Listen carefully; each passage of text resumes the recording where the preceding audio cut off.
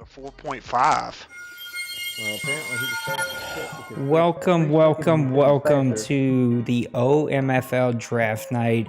We got a long night ahead of us. Look, it's so long I didn't even fix my hair. I forgot to even fix my hair before I was going to be on camera. Oh, well, you guys are dealing with a unfixed hair Nate tonight. But I've got a couple of guests with me tonight. We got a lot to catch up on. There's going to be a long night ahead. I'm already sucking down tea and eating cough drops every 3 minutes because as amazing as it is, I am feeling worse today than I have the whole 2 weeks of being sick. So this walking pneumonia or whatever it is I have just refuses to go away. But welcome to the OMFL Draft Night. We have already started our pause draft at 3 o'clock this afternoon, and we're already up to pick 22, which is pretty impressive, guys. So pat yourselves on the back. Really good job. Let's get over here and welcome in a couple of my guests. The first one you're going to actually see on camera tonight. Look at us. We got multiple cameras. Mr. Winovus, how you doing tonight, bud? Oh, yeah, you get to see the loveliness that is my room I broadcast out of for Press Pass Live. So I'm doing good. It's nice to, after, 18 months to actually have a draft show to do. So that's it's going to be fun, hopefully. We'll have a good night. No, we will have a blast. It's going to be a lot of fun. This is the first time we've done multi-cam, so this is going to be a little bit of a learning curve, but I think it should be well. And then we got our guy, the owner of the Houston Texans, the commish of the NBC, one of the greatest guys that we've ever had here, Mr. Raj. Raj, did you get this mic thing figured out? I think so. This is the only guy I know that has a $400 PlayStation microphone, and it sounds like he's 19 states away from it. It's not $400. It's $100. No, I know, buddy. I'm just giving you a hard time. I'm ready to do this, guys. I don't know how much more juice you might or might not have to give it, Raj, but it's still pretty low on my end. I mean, I can hear you, but when you talk and we talk, then I can't hear it. I have the headset turned all the way up. Oh, well, I don't know what you just did there. Where are you speaking from right there? Because yeah, that was way better. Do you have it backwards? I'm wondering if, yeah, that's what I'm thinking, because I'm wondering if the mic is maybe on the opposite end, maybe. I don't know. But you got it backwards, Raj. I've heard that that's a mistake with those. I've never had one, but I heard that that's a common mistake is people will have them backwards. Whatever you just did on that last sentence was way better. Yeah. All right, let's get over here, and while Raj is figuring that out, we're going to start talking OMFL Draft up to where we are right here at pick number 22. Win, give us a little bit of a breakdown. You and Raj have put it, people don't even realize how much energy and effort has went into preparing for the draft. Break us down where we've gone so far. We don't have to go through all of them or break them down, but maybe just run through some names, maybe some that really surprised you, maybe some where you're like, wow, we thought that guy was a stud, but he ended up really being a stud. I don't know if there's been much in the way of surprises through 20 picks. I think it has been surprising that up until pick 19, we hadn't seen a wide receiver come off the board. Yeah. To me, that's quite unusual for any Madden draft. To not see wide receivers and any sort of speed come off the board at that side, and to only see really, I believe, two cornerbacks in the top 20 is also, to me, quite unusual. Those skill positions, especially if there's any speed in this draft, which there's a little bit of speed on both sides, on both skill sides, wide receiver and corner, to not see that many picks as far as going through to pick 19. Now 20 and 21, we've had a little bit of a run. But to see that wide receiver class drop, if you're a team actually kind of like myself, that's hoping some of these receivers fall into round 2 where I'm going to be picking, this is good news for you. Hopefully one of these guys that you're eyeballing and targeting kind of falls to you in this lower end of the first round going into the second. I kind of scratch my heads a little bit at the middle linebacker picks, well, at least 2 of them. Really? They seemed a little bit slow to me, but I mean, the skill's there. But again, especially in that middle linebacker spot, being able to kind of be more of a sideline-to-sideline type of guy, I don't know if the speed is going to 100% be there based on the combine times. So that worries me a little bit. But Parker Allen's going to be a beast. I believe that was the 8th overall pick. I'm not sure who had 8. I think that may have been, believe the Bucks maybe at 8 or the Dolphins. It was one or the other. But that's a solid pickup. That's some speed in the middle there. For the top 5 picks going quarterback, kind of surprised the Lions didn't go quarterback, just getting Stafford back. But I think he was kind of Dickerson or bust, and when he couldn't get Dickerson, I think he kind of went the Stafford trade route and got BPA on his board, which was Alfonso Smith, a cornerback out of Wake Forest, 6'3", 197 and 4.35 speed. That's a guy that, for me anyway, just makes me just absolutely salivate. Just that kind of size, that kind of speed is just ridiculous in the combination. So, but otherwise, I think seen some offensive line more than I expected to see come off the board. It's been a little while since I've been in part of an OMFL draft, so maybe this is the way these things go. But it's been kind of a surprise to me as far as the offensive line coming off the board. So if you were looking for offensive line to fall to you in rounds 2 and beyond, which I'm not personally, but if you were hoping for that, I might have some bad news for you. I don't know if that's going to happen. Yep, I'm surprised by that as well. I was really surprised. Something I don't know when that we've ever seen all the quarterbacks go. I knew that this was going to be a very good quarterback draft, and if you wanted to hit the reset button on the quarterback situation of your team, this was the time to do it. I even looked at it with my import. I bought over a quarterback import. He's due for a contract this year. I tried to move him, just cap reasons. I wasn't able to because this was the draft. But to see 3 quarterbacks go, I think it was in the top 5 or 6 or 7, something like that, was really crazy. And Madden, why would you remove from the league transactions seeing who can be drafted? So we have no way to go back and actually look at the draft order outside of Ross maybe updating somebody who's got Discord open, because I've got spreadsheets, I've got the stream, I've got T, and I don't have Discord open. So by the way, chat, you can help me out tonight by telling me who to skip. I don't even know if Pepper's around. Maybe you guys can find out if Pepper's going to get this pick done in the next 9 minutes before we get going here. As we say that, he takes Steve Ford, left guard out of Louisville. And Wynn can probably help me as we get later in this draft, because he's got his search function. I had Steve ranked as my 27th best player out of Louisville, 6'2", 326, did 30 in the bench press. Not a bad pick there for the New York Giants as they try to put some really, really good players in there to protect. I don't even know who they're running with quarterback this year, but whoever's going to be playing quarterback for them, and of course, what we know Saquon Barkley is for that team and kind of the weapons that they have. Yeah, I know he lost Will Hernandez into free agency this past I didn't realize season. that. I remember seeing it. So this is kind of a replacement for Will Hernandez. He's still got Daniel Jones, Danny Dimes back there playing quarterback for him, but Danny Dimes is entering the last year of his rookie deal, and I do believe Saquon Barkley is as well, or essentially he's entering the 5th year of his rookie deal. So I think that Pepper's going to have some really tough decisions to make, particularly with the quarterback situation, because as we know in Madden, it gets kind of iffy as far as the overalls versus what you can get, what you have to pay out. So I think you might have to be real careful with that as far as the payouts are concerned. So I think he's preparing for a future potentially without either Saquon Barkley or Daniel Jones, and I think this is a good setup. Let's get that run game going. Raj, did you get this situation figured out? I think so, yeah. Is that better? It's still low. No. Go the other way. Whatever way your mic is, go the other way. See if that works. Okay. Yes. Say it again. Talk to me. That's better. You got to say something, though, Raj. I can't hear you if you say something. I've got the mic maxed out, and I've got the thing all the way to chat. Does that make Whatever sense? you did when you said, how about now, that was the loudest you've been since you joined us.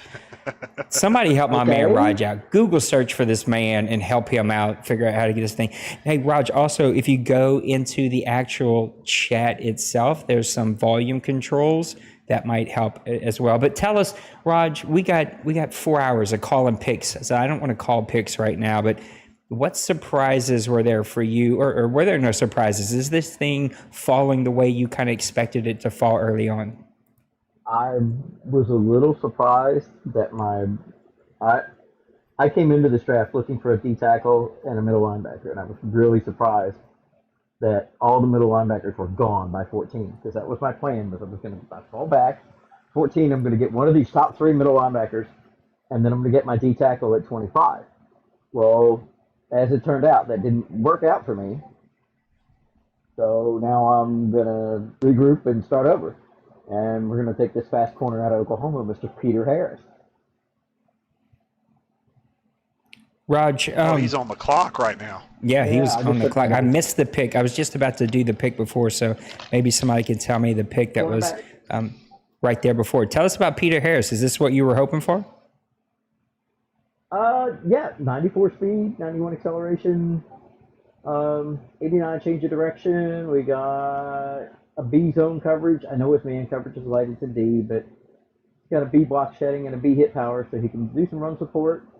He's pretty big, 6'1", 94 speed. He's going to be able to cover on the outside, so that's going to fall right into what I need. And I just got Peters from the Ravens in a trade, so my cornerback room is completely changed now. Raj, I'm always interested in like the way we look at draft picks. I had 3 cornerbacks in front of him. What made you go his direction?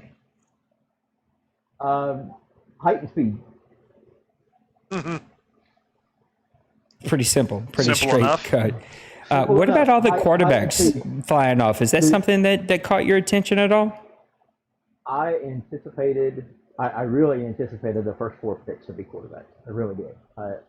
I thought, and I had been in talks with the Browns because they got that first pick from me, and we spent the morning going back and forth. Is it the LSU guy or is it Dixon? Which one? What's it gonna be? And I'm like, look, I know the stats on this guy. I don't know the stats on that guy. So go with what you know. So what about, we got to run on cornerbacks here, but what about the injury rating? That seemed to be the focus for a lot of these quarterbacks. A lot of them had been hurt in college. Did that concern anybody, you think, taking some of these top guys, or do you just kind of roll the dice and go with it? The way that the injury thing is set up here with this stuff is an F rating in injury might be an 85. Because it's the lower end of whatever the class is. So it may be, if the entire class is in the mid-90s, a mid to low 80s guy, that may be an F. You can't tell really by the letter grade. It's very deceiving. You see F, or I see it initially, I thought that meant low 60s or worse. And then when we were doing the draft board, Wynn and I talked about it, and he's like, I don't think it's that way. I think it's based on the class. I'm like, well, let's go find out. So I went and did, a couple of sim drafts, and I looked at guys specifically that had F ratings in stamina or injury or whatever, and then I would go look at them after the draft. And if I got an F in stamina, it would be an 83, or an F in injury would be an 83 or an 85. So those letter grades are very deceiving. They don't necessarily mean that the guy's a bust. They just mean that he may not be, he's just not the top of the class in that particular grade.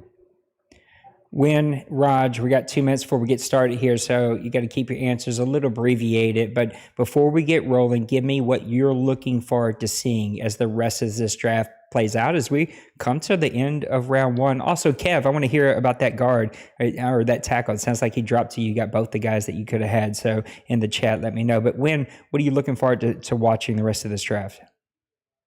I want to see how wide receivers pan out and how running backs pan out.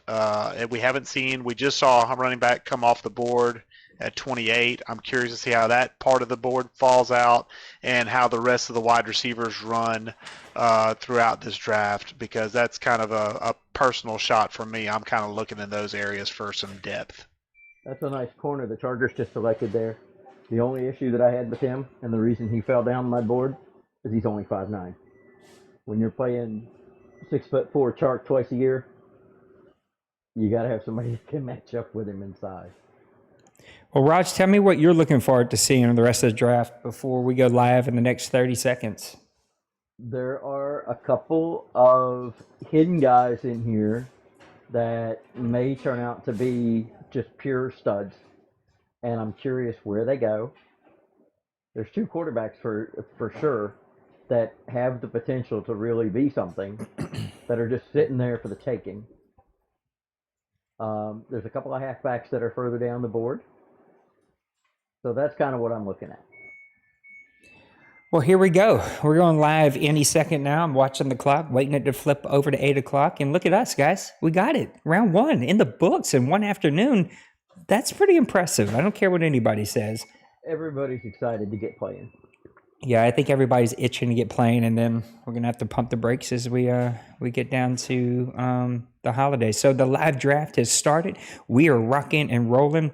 Remember, team, probably going to have a little bit of a hiccup as the internet hiccups from time to time. But tell me, if we get to anybody that I need to skip that you 100% know, either let Wynn or Raj know. They can let me know here audibly or let me know in chat, and I'll try to kind of read that up. Also, when we start getting into rounds 3, 4, we'll start bringing in some guests. I was supposed to be interviewing a good friend from another community that we're going to be partnering with, but he's not going to be able to make it tonight, so he's going to be at the next Press Pass Live. I can't wait for you guys all to kind of meet them and kind of understand how this partnership's going to work. They're doing some really cool stuff, and I think you guys are going to absolutely love it. So here we go, man. Round number 1 is coming to a close.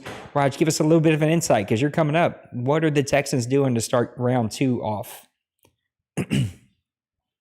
Hold on 1 second. I'm trying to fix this volume thing. Go ahead. You do you, man. Win. One of the things that could help out as we kind of get later down the list of this draft, if you could just call me out a number, that'll help me keep up because this thing does get rolling. Levi Hartley, middle linebacker out of Tennessee, he's going to the championship Arizona Cardinals, and this scares me. This guy was number 23 on my list. He was pretty high. I think he was number 4 or 5 on my list when this process first started early in the season. This guy should have really good speed. He's going to be a really good player to go help a defense that's already really fast, already making plays, and like the good players just continue to get better. That scares me. No, Raj, it's still pretty. I mean, it hasn't really changed outside of every now and then it gets really loud. Okay. But you're up, so you go worry about your pick. And if I need to pause real quick because you were messing with that, I can. Yeah, you better do that because I just got in here. I'm going to give you a quick pause. So we're going to let Raj do his thing. I'm also going to pause on my picks. Sorry, I've earned that right. I'm going to take it. Levi Hartley, what do we think about this kid? Man, seriously, of all the teams, you now have Isaiah Simmons and Levi Hartley in the same linebacking core. Yeah. Why? Seriously, all you other 31 teams that picked before this, shame on you. Shame on you. Yeah. I bring shame upon your houses. You've caused this. My top 5 right now as we wait for the Houston Texans to make their pick: Mitch Curran, quarterback out of Iowa; Chris Lopez, defensive tackle out of Florida; Quincy Smith, linebacker out of UCF; and Larry Townsend, linebacker out of Colorado. Win, what's your top 5 looking like?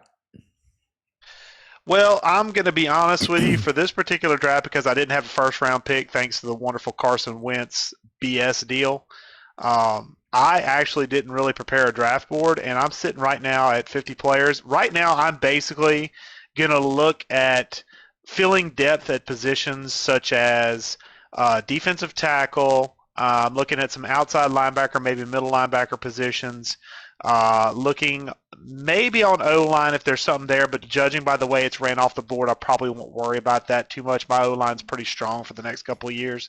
Halfback or wide receiver if I can find one I like. Essentially, I don't really have a board per se. I just kind of have a vibe about what positions I'm looking for, and I'm just going to get BPA as far as what's on the board at that time based upon my kind of looking at some different players and positions, and I'll make a distinction at that point in juncture. Right now, I'm kind of happy because there's one of those positions has been kind of gapping. So Larry Townsend just came off the board. Addition to Raj, I'm gonna come right back to you. I just seen your pick. We're gonna talk about Larry Townsend, right outside linebacker out of Colorado, going to Houston. Gonna couple with that stud import linebacker that you brought over. That's gonna make a nice crew. I'd love to hear about him. But what do you think of just the league big board? What do you think just like the top 5 players as we start round 2 here might be? Let's see. Let's get back to the big board real quick. I think I like AJ Pritchett out of Iowa. 5'9" hurts him a little bit, but I mean he's a solid wide receiver with good speed. I also like Jalen Hart and Tyree Goodwin there out of UCLA and USC respectively. So wide receivers and tight ends are kind of dominating our stat ratings that we have on our big board, which are our own little customized ratings. So right now, my top boards is going to be full of tight ends and wide receivers. There's lots of athleticism there, so they haven't had a lot of picks go their way as far as those positions. So we'll see if that changes going into round 2.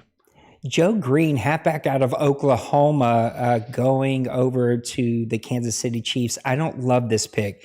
You've already got Clyde Edwards-Helaire. I know you've rotated a bunch of other guys out of there. Maybe he moved Clyde. I'm not 100% sure. I can't keep up with all the trades. So that's something you guys can add to the show tonight. Any big trades that Nate just has no clue about. But this was a potentially undrafted free agent. I think he would have been worth a third, fourth, fifth pick. I had him ranked as my 93rd overall pick. A little high here if you're Kansas City. I know that they're so loaded, but that's just a tough pick to me. Austin Doyle, middle linebacker out of Mississippi State, going over to the Los Angeles Rams as they try to add more power to that defense, but missed out maybe a handful of picks on some of the stud middle linebackers. Yeah, but he did pick up a guy. I kind of gave him a little heads up in free agency of a guy I had on my roster last year that was good to me. So he traded Matthew Stafford in the offseason to free up some cap. So he's just really trying to kind of get some guys that can basically be some depth picks. And I think that's actually a pretty solid pick for him in round 2 because that's his first pick of this draft. Yeah, I had him ranked 119, second, third round pick. I know I seen Priest in the chat talking about he told himself all defense. He now has picked all offense except for one defensive player. Jalen Hayden, he's going on this wide receiver run. Used to be halfback. Sometimes it can be halfback, but he's going wide receiver out of UCLA. I don't have physical stats. Oh, no, there they are. 6'4", 212. We're in a 4'4", 640. Going to help the Green Bay Packers who have a new quarterback, right? Didn't they draft a quarterback? No, they picked up Cam Newton in free agency. So I almost spit my tea out. He's running with Cam Newton with these quarterbacks on the board right now? No, he drafted one early. Did he draft one early? One early. Yeah, he took McKinley. Oh, okay. He said yes. I missed that. Sorry. He said he drafted one. Okay, there you go. Raj, talk about your linebacker that you grabbed. Is he what you were hoping for?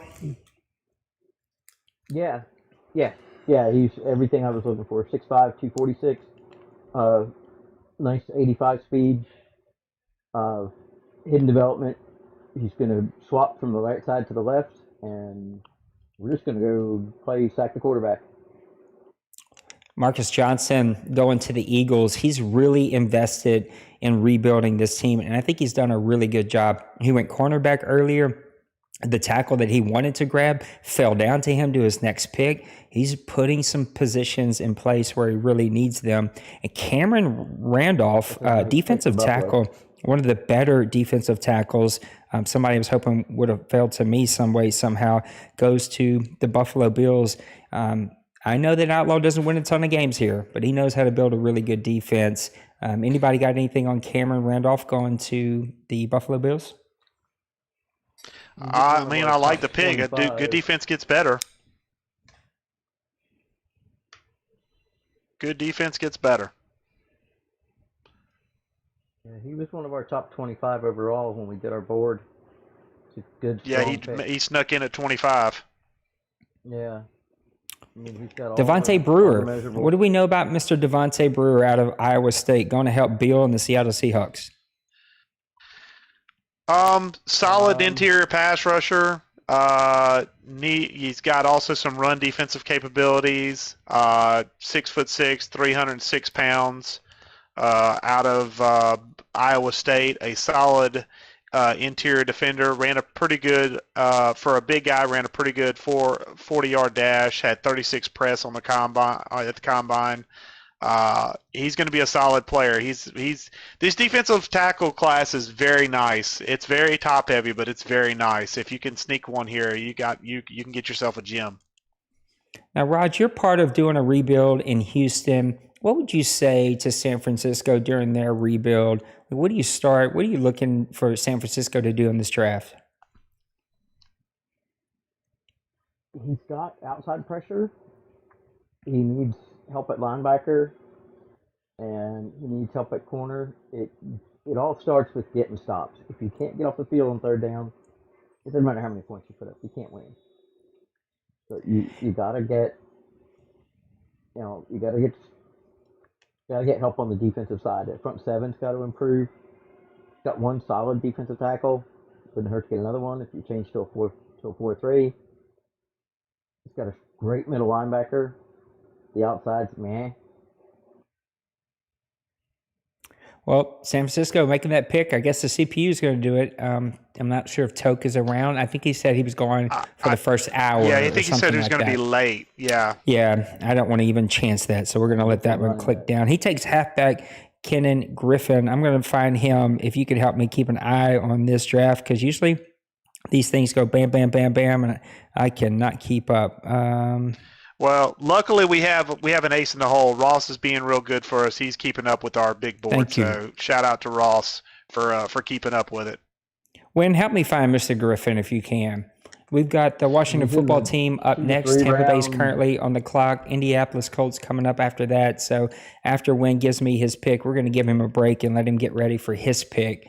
But where is Mr. Griffin? I'm having a hard time finding him. Griffin is the BASQ 69, round 2 or 3 selection. A guy who I actually got notified in our other CFM about having some good capabilities. Good return guy, great hands, doesn't fumble a lot, good speed for his size at 6 foot 195. So it's a potentially solid running back, especially when you grab him in round 2. That's a good value pick. There for the San Francisco 49ers, who lost Raheem Mostert in the offseason. So that's something that kind of can help maybe plug that emptiness in the backfield. I like that pick for the Bucs there. They went defensive tackle Harry Durant. He's not around tonight, had a family emergency. But that defense is so good and young for Tampa Bay. Hopefully the computer starts to draft him some wide receivers. I know he's got some good players, but they're aging. He's probably going to need some halfbacks. He's going to need a quarterback, which is, if he was around, that's probably the direction he would have went. But he gets a good player there, a guy that I had number 19 on my list, and only one of 5 players left in my top 25. One of those being a fullback, which we know is not going to happen in the first 2 rounds, unless it's fullbacks are people too. So are kickers. Washington football team is up now. We got a new owner over there. Then the Indianapolis Colts and our guy Wim, New England Patriots, Chicago Bears, back over to the Browns, and then the Raiders. So now we're starting to see that run on skill positions, receivers, cornerbacks. Early on, it was quarterbacks, offensive linemen, middle linebackers. Now that the league is turning its attention to the skill positions. And when you see a run like this happen, usually it stays there for quite some time. And, it goes quickly. Yeah, it's going to be interesting. I guess Santa's going to let the board take his he goes Chad Sweeney. Who said he could be skipped? Oh, that's right. Yeah, he did. Player. Yeah, who said he could be skipped? Which one of my wide receivers are you going to take? I'm trying to find Mr. Sweeney here. Mr. Sweeney was... Raj, just give me a number for the actual spreadsheet. Just tell me what number. Because I don't have a search feature on my iPad. I don't even see him. That makes 2 of us. Here he is. Number 187 on my draft board. Wow. That's a pretty low pick on my draft pad. Tyree Goodwin, wide receiver out of USC. Tell us about him, Win. Well, I've wanted to get some speed in my wide receiver core, especially some youth. I realize it's a bit of a reach at this point, but I didn't want to risk the run of wide receiver speed to round 4, which is my next selection. So I realize it's a bit of a reach, but looking core stats right now, I get 95 speed, I got 91 acceleration, I got 90 agility, change of direction of 87, jump of 81, and that's pretty much all I've got right now. He is normal development, but I wasn't anticipating a star development player. Guy had some good measurables, some good grades as far as his overall letter grades upon looking at our big board. I realize it's a reach, but it's a need position as far as depth. So I went ahead and grabbed it here, and basically I saved myself about $18 million a season because that's the same speed as Will Fuller. So I'll take that all day long. AJ Pritchard going to the New England Patriots. I love what New England did last year. And then Najee Demps, right tackle out of Oregon State, going over to our guy Smash with the Chicago Bears, who I hope can pop on here because he is always entertaining. And then Tavarius Bowie. See, now we're getting on that run where I cannot keep up. So you guys are going to have to help me try to keep up with these. So Tavarius Bowie, who was the tackle again? It just went to Chicago Bears. Oh, Najee Dent. Najee Dent. Najee Demps was the tackle. Sorry, I was muted. Yeah, I thought I seen your lips moving, but I was like, I don't hear. Yeah, I was talking, but nobody was listening except me, and then I realized, oh, I got the red light on. That means shut up. So, what do we know about any of these players? Demps, Bowie, anything sticking out to you guys? Demps was a little bit lower down on the board than I would have probably went for. Around 2 to 3 prospect. But showed some good numbers as far as impact blocks, so he's got a bit of a mean streak. Solid pass blocking skills, so that's something good for the Chicago Bears to maybe keep Justin Fields upright. That offensive line has always been an issue. Shows good technique as far as driving blockers down the field in pass protection situations. So not sure how he's going to function in the run game. I know that Smash is kind of trying to figure out whose running back's going to be, but in the pass game he'll be well protected, so that's a good starting point. Protect your investment of Justin Fields. Raj, tell me about Tavarius Bowie, defensive tackle out of Miami, going over to the Cleveland Browns, who had a disappointing season. Yeah, he didn't, but he was one of our. He didn't quite make the top 25 for it, but he was in the top 30. I mean, the guy's good. He's got a solid tackle. He's got a good finesse move. He's got excellent play recognition. Nice speed. I mean, he did 35 in the bench press. What more can you ask for? Being able to defend the run. Rudy Kitchen, what a great name, right in out of Florida. He's going over to help the Las Vegas Raiders with their run defense. Both the Browns and Raiders, a couple picks here back to back. Disappointing seasons. Would Rudy be a help?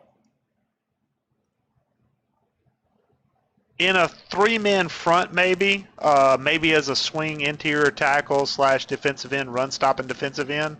Clocking it at 6'3", 302.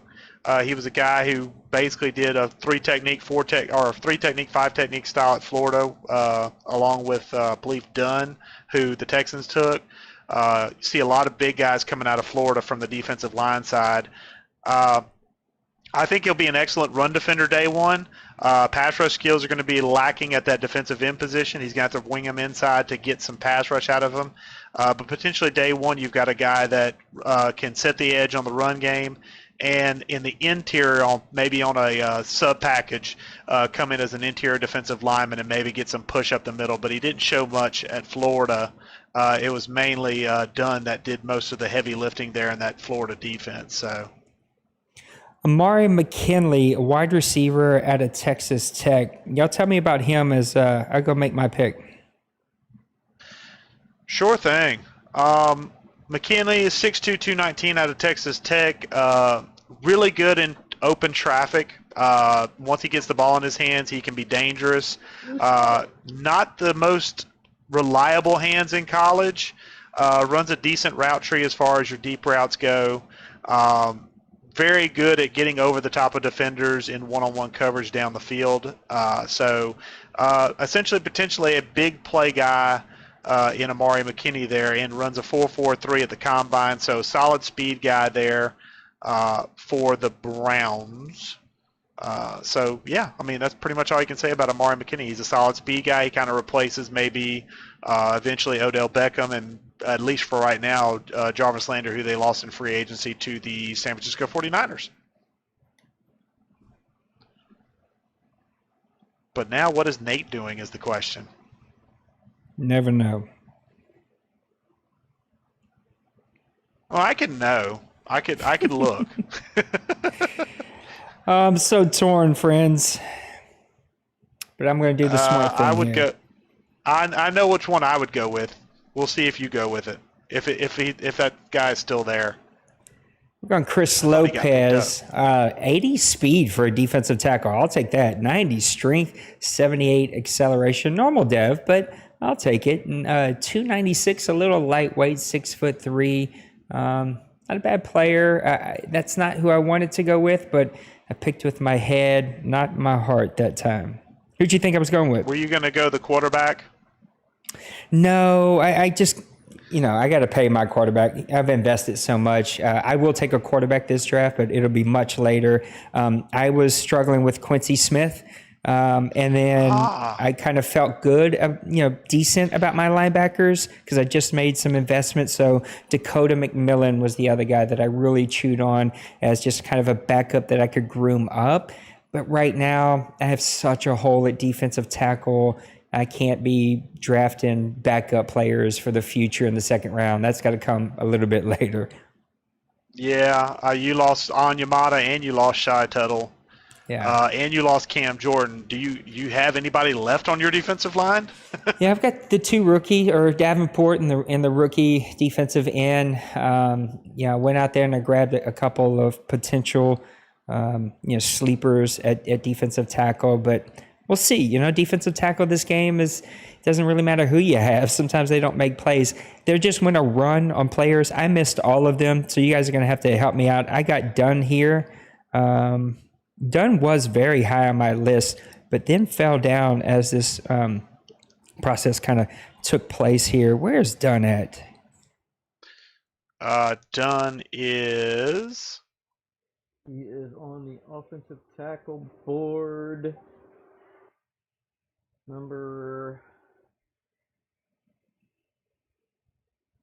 Dunn was number 27 on the offensive tackle board.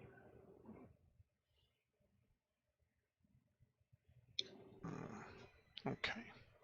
Dead air. It's never good, but I cannot find this guy. I'm sorry. My big board got ruined, so I'm trying to figure out how to fix it on the fly. Well, we'll let you worry about that. I can't find Ronald Dunn right now. This is the bad part about not being able to search. I also wanted to take a tight end, but again, I've got money invested in a rookie tight end, Troutman. He was a rookie, young player, and so I was just like, I can't invest a second rounder in a tight end that's going to maybe play second. So I missed the other players. Can you give me a bit of a run back, Raj? I was in the middle of that looking over Dunn, so I did not catch. I see that Green Bay just took a left tackle, Percy Rich. Yep. Percy Rich out of Alabama, 6'3", 318. Yeah, the real big board is updating. Okay, sweet. So we've had Brandon Favors, defensive end out of South Carolina, go to the Seahawks. What end? Ronald Dunn at left end, right end? Left end. What was his name again? His name was Brandon Favors. He was the top defensive lineman at that spot at left end. Okay, thank you. So that's a draft story had all kinds of trouble about. That said he was having all kinds of issues. That his combine. Yeah, but I will say his measurables look good for a 6'4", 290. But we'll see if he brings that talent, that athleticism to the field. But he's going to a good system. He's going to Bill, who's a very good defender. So if anybody can get the most out of the guy, if he had issues in college, would be Bill going to the Seahawks. So that's a good situation for him. It's a very good situation for him. Yep, I missed about 4 picks there, so my board is officially jacked up. Usually it's the 3rd or 4th round before it gets jacked up, but nope, 2nd round this year. It's officially jacked up now. So it's good to see the Packers investing in some offensive line there. You can have all the playmakers in the world. Your rookie quarterback, you're going to have to keep him upright. So it's good to see them making investment, and not a bad player there in Percy Ridge. Comes from a winning tradition. He's going to be a plug-and-play guy day one. It's going to take him a little bit, but he's going to be fine playing with some of those big guys. What do you think about the Detroit Lions? An interesting – he goes back and gets Stafford, even with the draft loaded with quarterbacks. Like, what do you guys think about the Lions? I think that I he think realized. I think personally the Lions are working towards they're working towards next year's quarterback class, if any. I think he's going to try and make Stafford work and try and maybe see about free agency this upcoming year, maybe stealing somebody on a decent contract. With Trey, it's hard to tell. I mean, he was using McSorley for a while, so I mean, the guy apparently can make anybody work except Jared Goff. So we'll just see what happens, but uh, it's going to be interesting. And apparently, I will say, based on his free agency bias, looking over free agency, he is definitely looking for huge, big, massive wide receivers, and he gets one here in Tyler Crawford, who is going to be clocked on a sundial as far as his 40 time. Yeah, he's but way down my 6'5", list. 222. Well, 6'5", 222 is still 6'5", 222. So big, beefy target for Stafford to throw at. Not necessarily in the Kenny Galladay, Calvin Johnson mold, fast and big, but at least he's got 1 out of 2. So I guess you got to take what you can get. Raj, what were you saying? I think Wayne couldn't hear you, and so he talked on top of you. What were you saying about the Detroit Lions? I think when he realized that, I think he was all in on Dixon at quarterback, and when he realized he wasn't going to get him, he said, "Look, let's go to Plan B," because I don't think he was really overly impressed with any of the other guys. I think he wants somebody that A, has a cannon for an arm, but B, has some speed, and Dixon came out with that 90 speed, which is that's crazy for a guy with that much arm and that much talent. And it's like combining Lamar and Justin Herbert. He's going to be all over the place. And can you just imagine that guy on the Lions? That would have been a nightmare. Well, for most people last year, anybody against the Lions was a nightmare. He was a very good player. Carlos Dotson goes to the New York Giants. Jaleel Beckham, defensive tackle out of Miami, going to the Pittsburgh Steelers. The Pittsburgh Steelers, one of those teams that really impressed me last year. They really played well, and he really started to play up to his potential after kind of a tough last Madden cycle. What do we think about the Pittsburgh Steelers?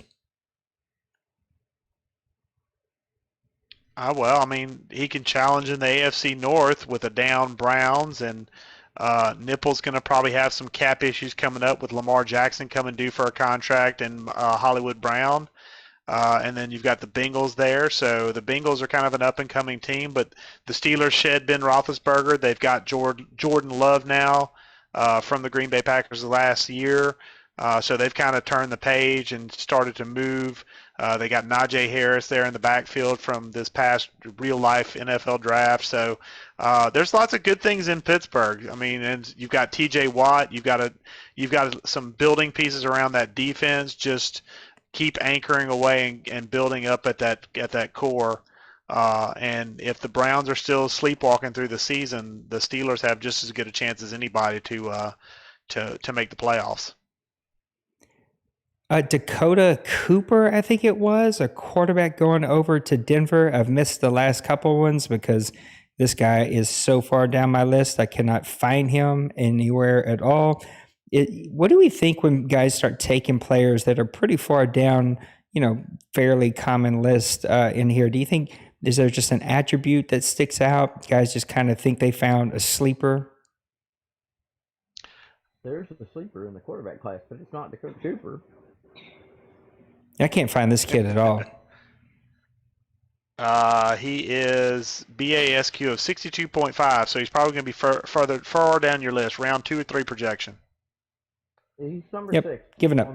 Number 6 on the page, but yeah, I'm not doing tab by tab. I'm using my one tab that I created for me, which goes off of the big board that was created. So that helps. If y'all can help me find a number, that would help me. But it's also not that super important. Jamin Boss, left end out of Alabama. Alabama's starting to put a lot of players over here. Was the Washington football team one of those teams I could skip? Yes. It That's was. the next pick. There we go.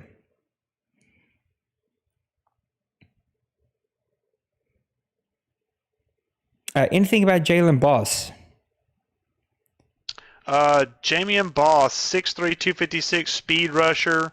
out of Alabama. Good solid hands and technique on the speed swim move style of pass rush technique. A little bit of a thumper from the outside, and because he went to Alabama, he's definitely going to be smart around the football. Solid speed for a defensive end as well. Ran a 4.65 at the combine and benched 27. So not necessarily a guy you can sleep on. I mean, obviously he's not going to be the fastest guy in the fight, but definitely for a defensive end spot, a good solid potential 4-3 edge rusher, maybe a conversion to 3-4 outside linebacker, but I'd keep him with his hand in the dirt. Braylon Drayton, strong safety out of Wisconsin, Raj. This is our first safety, I think, off of the board. What do we think about him going? Oh, I missed it. I think it was, I missed it. I forgot who he went to. But what do we think about Mr. Braylon Drayton? I'm surprised he fell that far. I mean, I guess speed has a lot to do with it. He only did a 4.54 in the combine. He doesn't miss when he tackles. Very good awareness. And I don't know. I didn't scout a lot safety wise because I have Reed and I wasn't really going that direction. But I feel like at 5'11", 5'11", maybe he's a little short. The other guys are 6'1", 6'2", 6'3". So maybe height had something to do with that fall. So before you go, I have to ask a question about this guy because we're going to run past this one. Harold Winslow, defensive tackle out of Missouri. He was rated as a top 5 pick, and he's going here late in the second round. Why does he fall to the Rams? Did they get a steal here, or is this player just not what people thought he was early in this process? He actually his projection actually dropped down to somewhere between the second and third round late in the process. His power moves are lacking. But he is a good run defender. Yeah, that's one thing you can say about this guy is he's a good run defender. And really, if you think about the Rams, that defense still has Aaron Donald. Yeah. So anybody you pair with Aaron Donald is going to instantly be better because they're standing next to Aaron Donald. So. And if Aaron Donald's getting after the quarterback, and you just got this guy's stuff in the run, that's a pretty good combo. Exactly. It's a great combo. What's going to leave the Minnesota Vikings and Maniac? He's coming down to the wire, or he's not picking. I don't know. He was in chat a while ago. Maybe he's still at church. Maybe he wasn't in chat. Maybe I'm making this up. But he takes Tracy Moss, halfback out of Florida State. This was a kid that I had my eye on. He was one of the names that looked like a possible sleeper, but as we know here in the OMFL, it's hard to get a sleeper. 68 overall on my list, 5'11", 196, ran a 4.5 40. What do we think about Mr. Moss going over to the Vikings? He had some injury trouble in college, which is probably why he had the fall. There's not been a whole lot of running backs taken. He's only the 4th one. He's actually number 5 now. He just came 5th off the board, but yeah, he's now the 5th one. The other one's way down there. Chad Sweeney out of Georgetown. He's way down on the list. But injury woes, I don't know if they lost Madison to free agency in Minnesota, but if you have Madison and Dalvin Cook, I feel like this is kind of one of those things that's kind of a luxury pick that you make in round 2. So unless I'm missing something with Minnesota, that's kind of an interesting pick for me personally. Just wondering why that's the call at round 2 if you have that much depth in your running back room. That too may just have been where his draft board was set because he obviously isn't here. Wynn, talk to me a little bit about the Browns. We've seen them have a lot of picks. I cannot keep up with the offseason. Did he just completely hit the reset button here? Well, I know he was gearing for quarterback, and judging by his activity in the trade talks, he was looking to move a lot of big pieces. He had talked about moving Odell Beckham. I believe Jarvis Landry was in there before he cut him. He was wanting to move a lot of different pieces, and I don't know why, because that team was already young to begin with, so that's kind of a puzzling thing. But I guess he just wanted to kind of remake the team in his own personal image. So I'm not sure if he still has Odell Beckham. I know he doesn't have Jarvis Landry, so it looks like he's going to put a lot of weapons around his new quarterback Kenny Dickerson moving forward, and then just hopefully for the two-headed monster of if he still has Kareem Hunt, but I know he has Nick Chubb under contract for a good bit. If he still has Kareem Hunt as well, that's a nice 1-2 punch to go with some of these weapons. So probably going to go to a more run-heavy attack, probably with some play action to these new playmakers, these rookie guys that he's drafting to take spots of players that he's let go. Speaking of Jarvis Landry, I know that he is the newest Colt because I almost put a bid in, but backed out because I just didn't have the cash flow. Is he still a player that will be able to make plays for the Colts? He would have been if he would have been a Colt. He actually got sniped by me from the 49ers. The 49ers came in at the 11th hour and offered him more money, so he actually signed with the 49ers. I was looking forward to using him. If I would have had him in my list, I wouldn't have gone wide receiver in round 2 because I was hoping to use him in the slot a lot as kind of a security blanket for Baker Mayfield, somebody he recognizes from Cleveland. But unfortunately, I got popped on it. I wasn't offering him enough money, which, I mean, that's my fault. So I didn't offer him what he felt like he was worth, and the 49ers stepped in and offered him a better deal. So wish him well in San Francisco, but unfortunately, I would have liked to have had him in Indy running in the slot for me, but it is what it is. So we just kind of make do with it. Got our contingency plan in place now. We just keep moving forward. Raj, we're coming down to the end of round 2. Adonis Sessions, strong safety out of Clemson, goes to the Jacksonville Jaguars. D-Money and the Cardinals, the championship Cardinals, are on the clock. Brady and his Jags had such an amazing season and finally gets to his first OMFL Bowl, a super hard-fought, game-winning long field goal to win it with under a minute left. As you reflect back to round 2, tell me what round 2 did or did not surprise you with. I really thought we'd have more running backs off the board. The run on wide receiver is exactly what I expected. There's a couple of head scratchers still there at quarterback, and I'm not sure why those guys are still sitting there. Because there are teams that need quarterbacks. So I'm a little concerned or a little confused by that, because there's 2 guys there that could certainly be playmakers for somebody.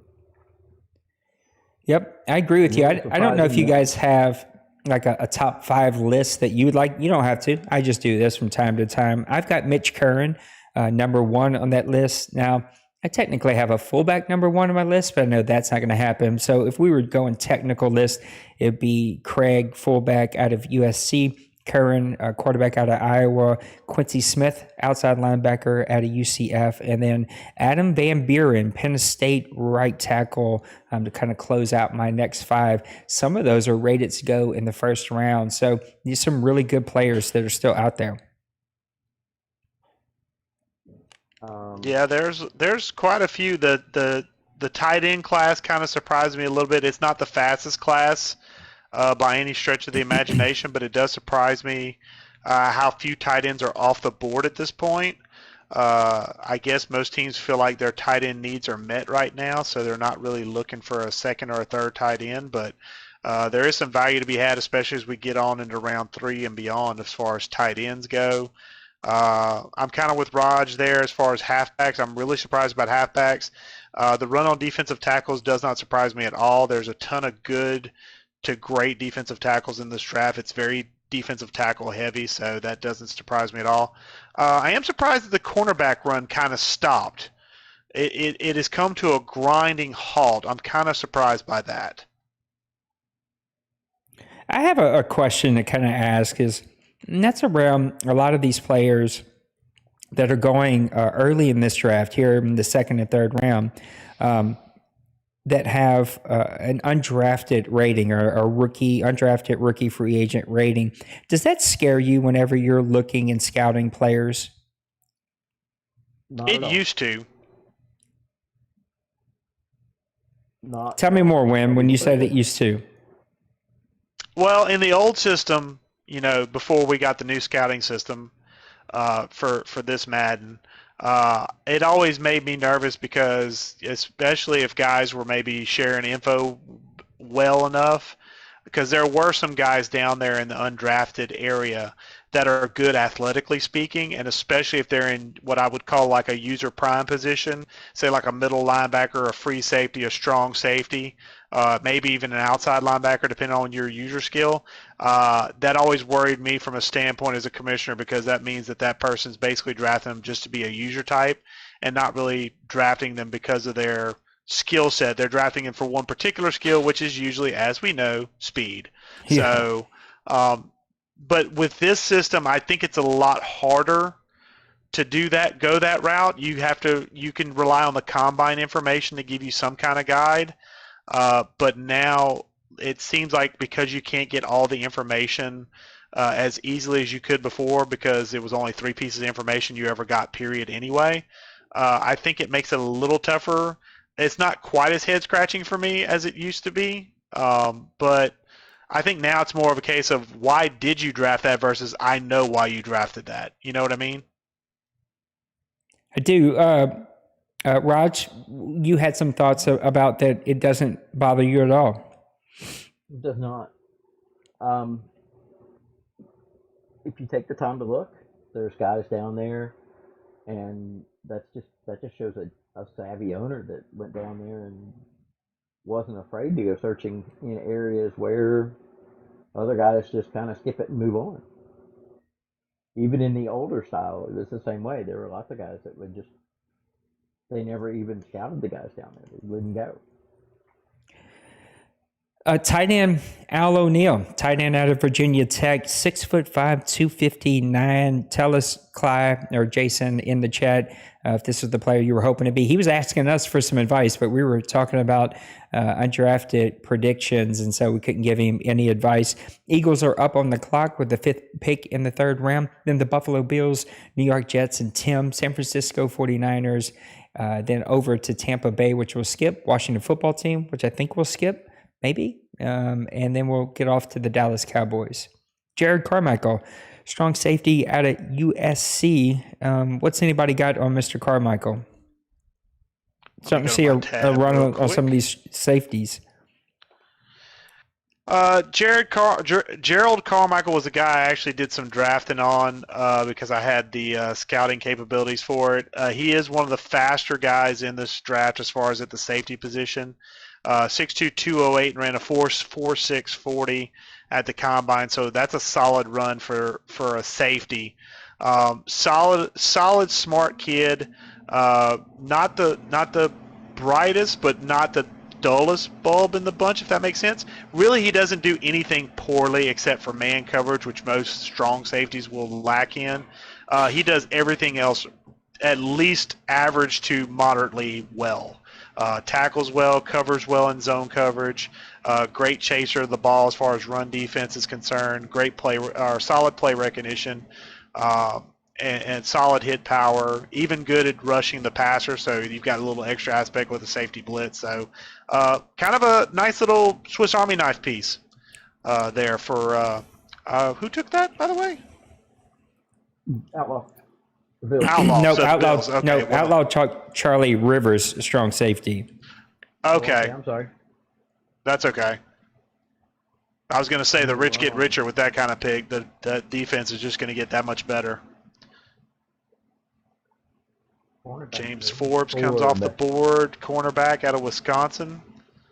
That's a solid pick for the Jets, kind of bolstering the speed of that room. The Jets, along with the Texans, really just needed a lot of talent on the roster. The Jets chose to go the free agency route for a good bit of it, but they're making some solid picks here as far as getting some athleticism on the field, which is sorely needed in that locker room, both on offense and defense. The cornerback that you were reading went to the Eagles, so definitely starting to, Kevin's really rebuilding some of those skilled positions and adding some real talent to that defense and adding what seems to be some pretty nice speed.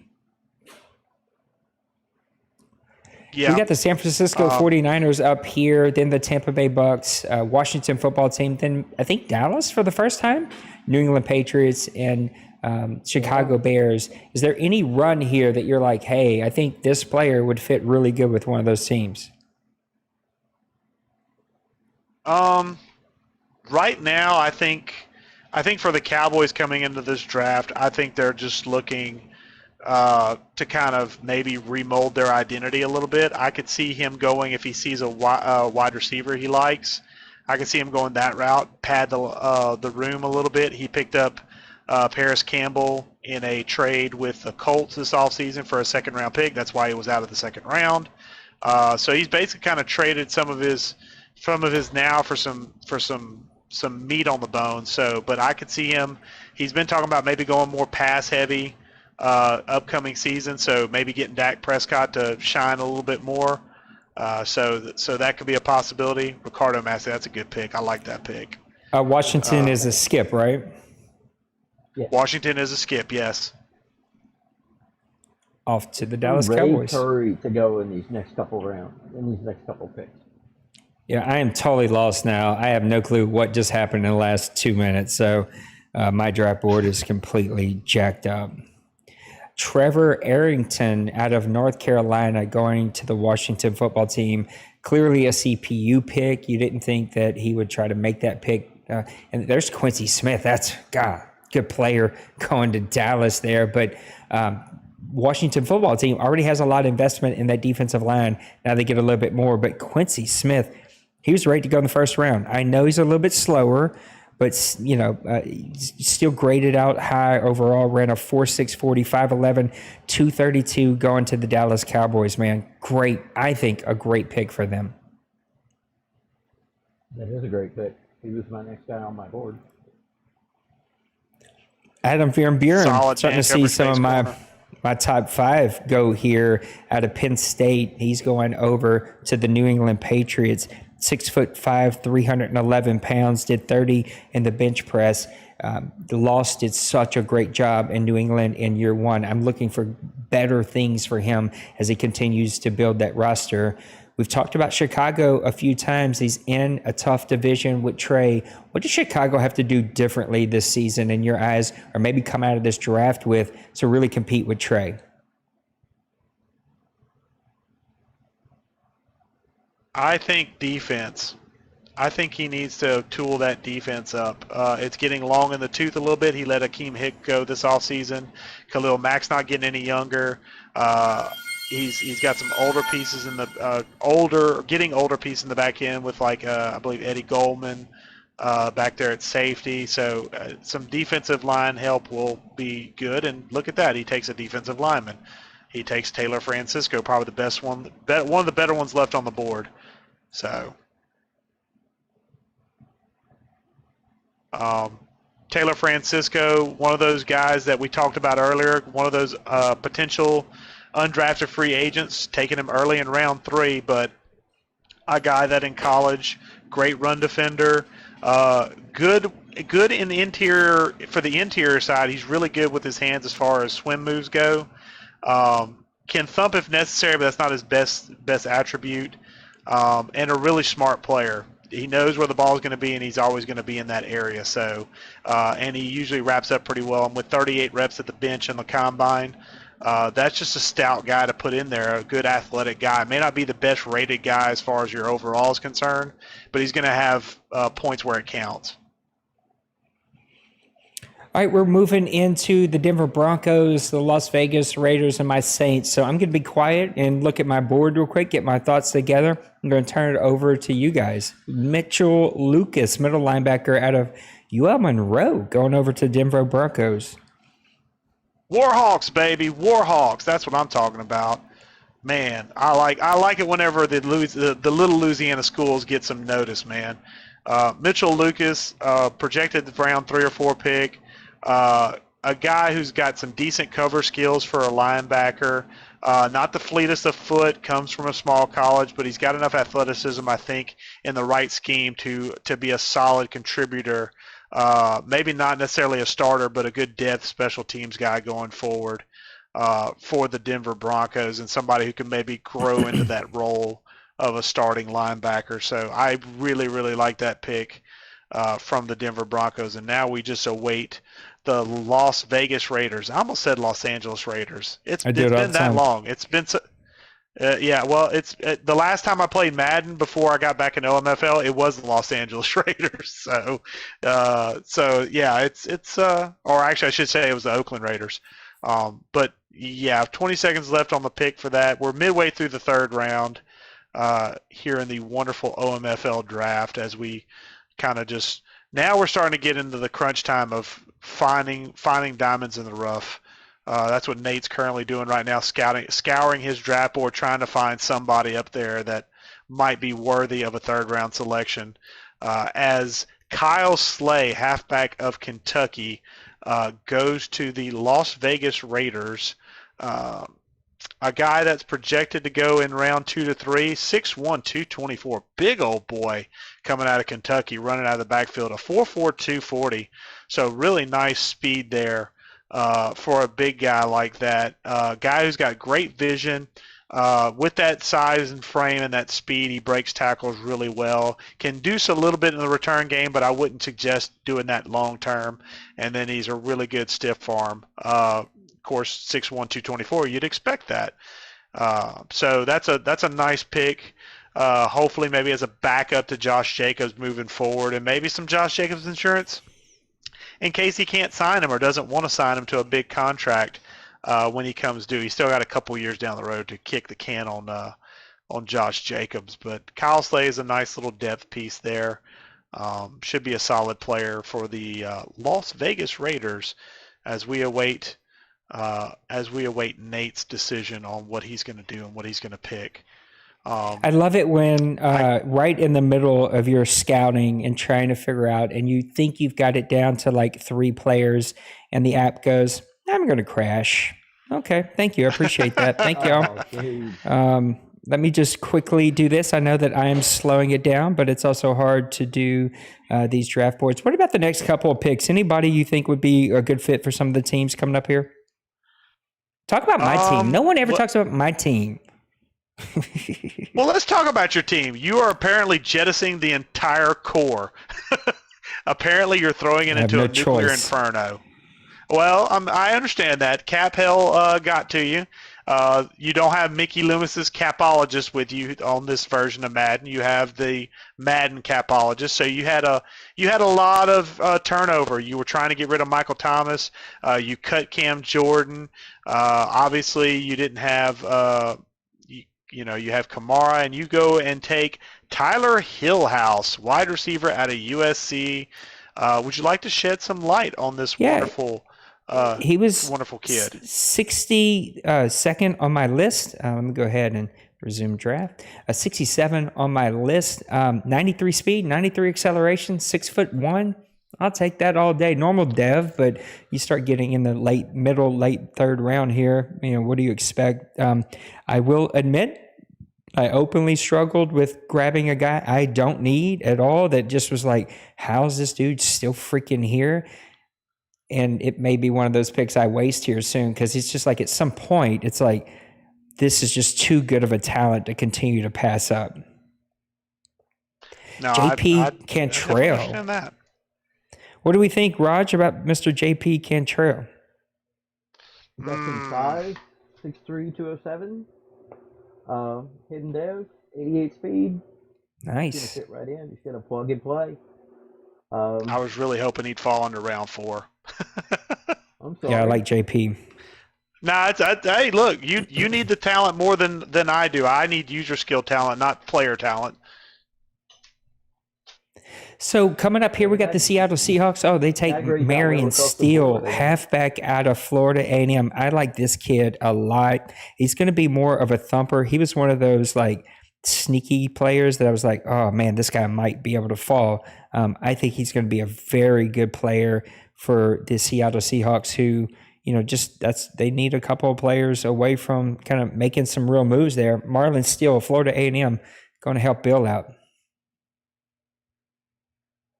Just a heads up, I will be updating the draft board for a little bit, so I may be a little bit more MIA than I normally am. So just be aware of that until Ross gets back in. That pick right there was a good pick. Tell me about him, Ross. Ross, listen to me. I was thinking about Ross. Roger, sorry. That's okay. quarterback. He had an injury issue that kept him out of the combine, but his pro day grades were good.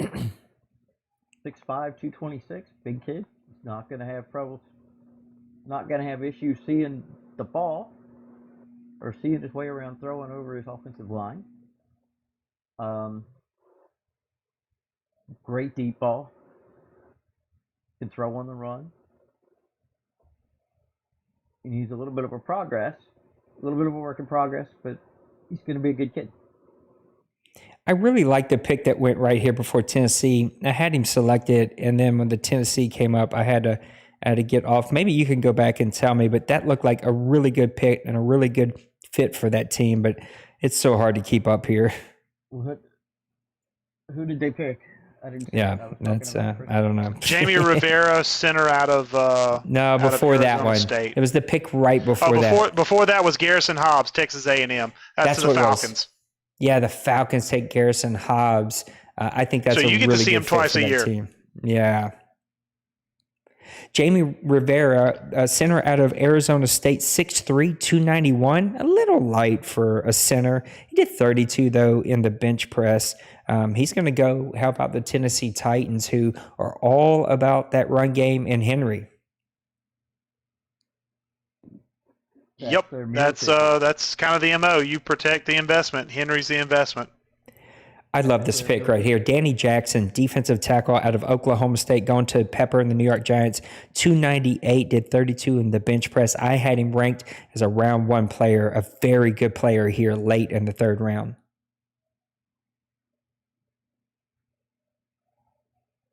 Sorry, I'm updating the draft board. Nope, you're good. Great pick. Great pick. He's nice finesse move. What do you think about Richard Robertson, middle linebacker out of North Carolina State, 6'1", 229, did a 4.61 in the 40, 22 though in the bench press. He's going to go help out Clyde in the Pittsburgh Steelers. What do you think about that pick? He was actually number 3 on my top 5 best available board. He would have been my 4th round pick if it had he stayed.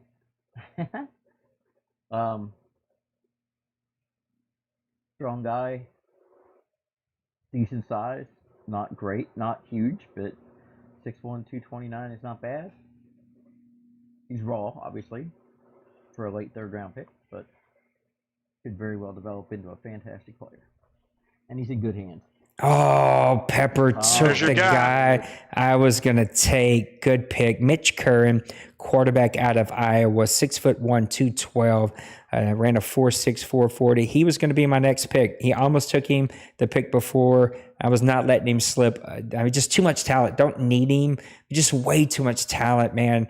I personally think Pepper just found his starting quarterback. Well, he's still got Danny Dimes, so maybe this is a Danny Dimes goes away after a year, and then Curran takes over, unless Curran just wows him in preseason. My top board, Ty Andrews, right tackle out of USC. Chris Huber out of Wisconsin, a center. Jeff Wilcox, a punter out of Boston College. Mike Olson, a tight end out of Liberty. And Ed Anthony, a quarterback out of LSU. This is one of the things that I know you two are working on it really drives me insane. I don't know if it's fixable, but when you see like 6 quarterbacks out of LSU come every year, and it's like, come on, like, can't you put forth a little bit more effort? EA, 6 wide receivers come out of Alabama, 4 running backs come out of Florida. It's like, come on, they didn't have 4 running backs that were draftable. We do have that fixed.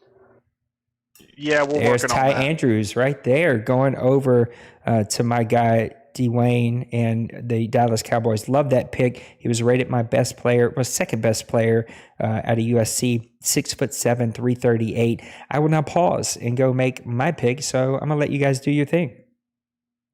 Okay, I think looks like my guy Ross is back entering my big board. And by the way, I never realized how much I missed him until he had to leave for a second. So, Ross, I know you're not here in the chat, but you are definitely here in spirit. It's so helpful for you to be doing this so I can kind of focus on the board as it pops up.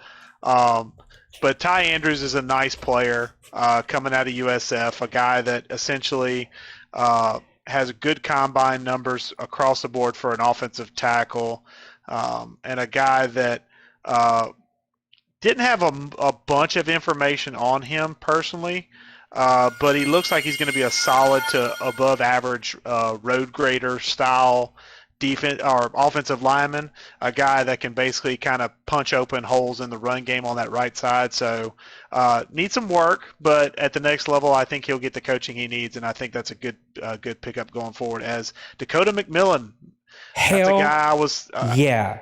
Hidden Devo, took him because my guy Dakota in Dallas also was in the top of my board. 89 speed, 90 acceleration, hidden dev. Hell yeah, give me that in the third round all day long. I was looking at him in round 4, just to be honest. That is a nice pick. Yep, that's a very good pick. He's a guy you'll be happy to have in the middle of the lineup for quite a while. He'll be the replacement for Demario Davis moving forward. Good at coverage as far as man concepts. He even got some decent power moves, so he might be able to get some pass rush for you. A guy that I think would be a nice fitting replacement for Demario Davis as you kind of try to get that defense a little bit younger and cheaper moving forward. Sheldon Anderson, free safety out of Ohio State. 2 back-to-back Ohio State players going over to the Cincinnati Bengals. What do we think about Mr. Anderson? Every time I hear that, I think of wrestling and the Mr. Anderson guy, and it just makes me laugh. I thought of The Matrix, so I went a lot older. Surprising that's the first free safety off the board. Yep. But a guy that is a smart player in coverage, needs some work in zone concepts, not the fastest guy out there as far as his combine 40 time, but a big kid at 6'3", 196, and a guy who could actually thump from the back end, which I know a lot of teams covet, those thumper-style safeties. So while he's lined up at free safety, he might find a home as an in-the-box safety at a strong safety, playing the run pretty well, especially with that 6'3", 196 frame. That's huge. But surprisingly, first free safety off the board. Pepper's quarterback current that I would have taken, which I mean, I'm happy the way it worked, but Pepper got a great player. 93 throwing power, 86 speed. That guy's going to be a day one starter. Yeah, he walks right in. Fullbacks are people too. There we go. The first one, but not the number one on my board. Mr. Clark Swanson out of Ohio State. A couple of Ohio State players here. What do you guys know about Mr. Swanson?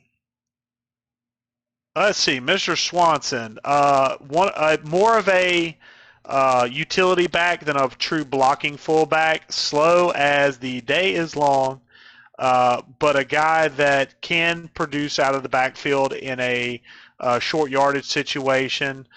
Decent strength for Mr. Swanson coming out of Ohio State. Decent size at 6'3", 257. So essentially, he's a fullback. He can hit people and he can potentially catch out of the backfield. I'm not sure about his hands, but I know he can at least run the rock a little bit in short yardage situations. So. Free safety Beckham just off the board. Ray Curry, halfback, off the board, going to Colin and his Chargers. What do we know about any of these guys? Surprise, Curry. Let me see if I can pull him up on the board. Curry's a really good player. I had him rated first or second round. He's getting him here almost in the fourth round out of Georgia. 5'9", 209, ran a 4.37 40. He's going to be super fast. He is. He was actually the third halfback on the board listed. For a little guy, really does well at breaking tackles, decent in the return game, and also as far as his route running capabilities, showed really good route running skills as far as your short yardage trees, your flats, your curls, things like that. Not the greatest hands, so we need to work on that at the next level, but at least he has the route tree knowledge, which is always something you can build up the catch as long as you got the foundational piece of being able to run those crisp routes. Who's the free safety that went right before him? Is that Mr. Swanson? That was Kyle Beckham. Out of Washington. 6 foot 181, 4.53 at the 40. Second now free safety off the board. I figured it was going to get a run going. Another guy who would be a good rusher off the edge. Decent run defender as well for considering he's playing the free safety position. More built as a box safety, not your traditional center field or cover safety you might picture. Not that great in zone concepts. A solid but not spectacular tackler. Also not a thumper. So one of those guys that may be able to be a good run defender, but not necessarily going to make super plays for you as far as knocking the ball out on rundowns.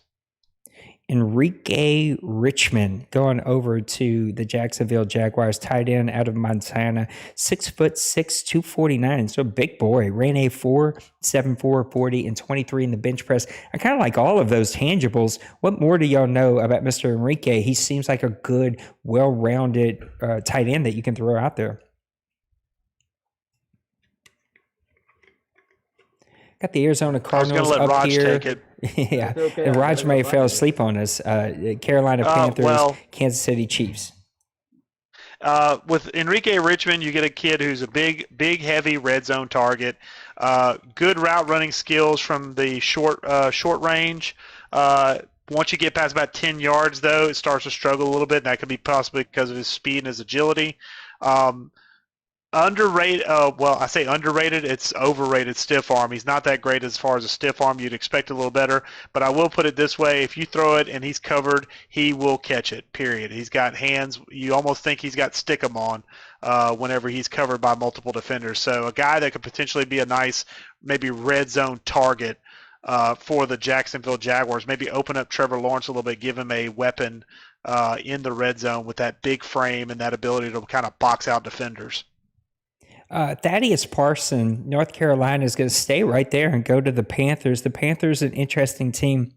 This is not a guy that I had high on my list. I had him ranked as my 151 player. I had other players ranked above him. But the Carolina Panthers had a really hot start. They were early in the lead. They kind of fall back. They knock out quietly to the championship team, the Arizona Cardinals, in the playoffs. What do you guys are thinking when it comes to the Arizona Cardinals? Not Arizona Cardinals. What am I talking about? The Carolina Panthers. Carolina Panthers. Well, I think with Thaddeus Parson, you get a guy that's a mean streak type guy. And when you've got some running backs like Christian McCaffrey, I think being able to set the edge, especially on that left side, is a great thing. He's a good, solid pass blocker, but not elite. But the mean streak is what I really like about him.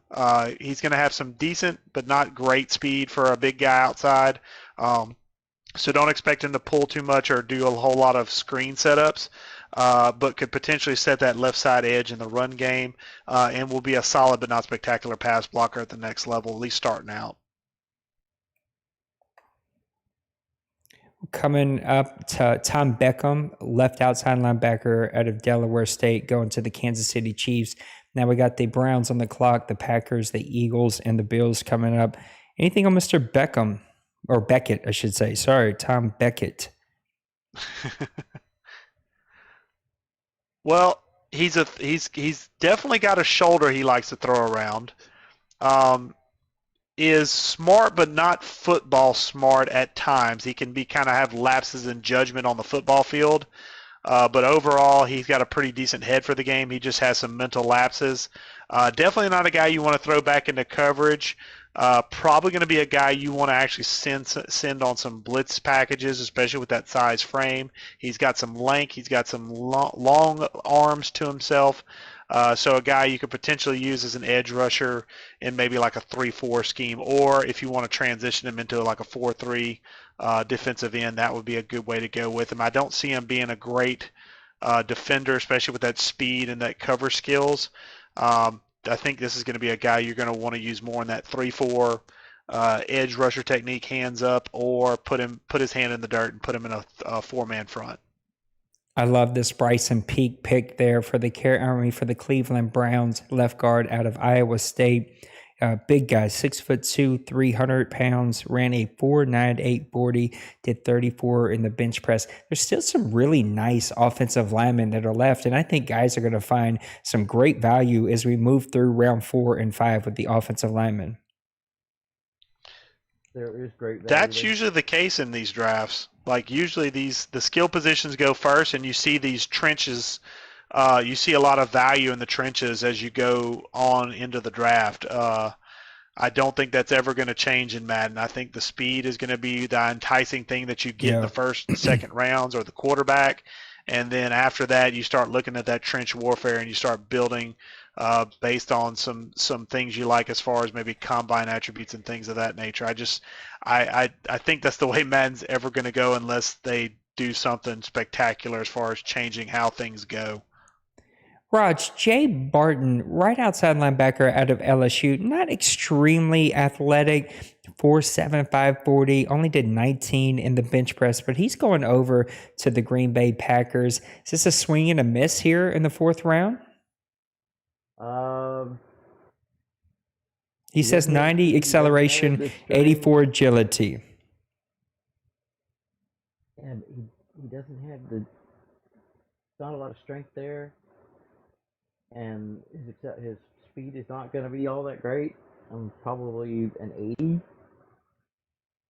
based on his 40 time, maybe an 80, a 79 or something. I don't know. At what point for both of you, and Raj, I'm going to start with you. At what point does a linebacker, he just can't see the field at a specific speed? Especially on the outside, because I use mine for pass rushers. I want at least 82. And in the middle, you got to have 83, 84, because you got to be able to keep up with the tight ends and the running backs. So when we start talking about a player below that, he just doesn't play for you. Obviously, in certain situations, they're going to play because I don't have anybody else. But not if I can keep them off the field, I will. These 75 speed linebackers, I just don't want them. He got 82 speed, 71 acceleration, or 71 strength. I apologize. What about you? When does a linebacker just not able to get on the field? Ooh, I like that pick for you. I didn't mean to interrupt. I like this pick, Nathan Brackett, left outside linebacker out of Ohio State, going over to Outlaw and the Bills. That's a good pick. Yeah, that is a real good pick. It's a good thing I caught myself because I was about 4 minutes away from my PlayStation going to sleep because it's been so long since I made a pick. But as far as your question about the linebackers, it depends on scheme.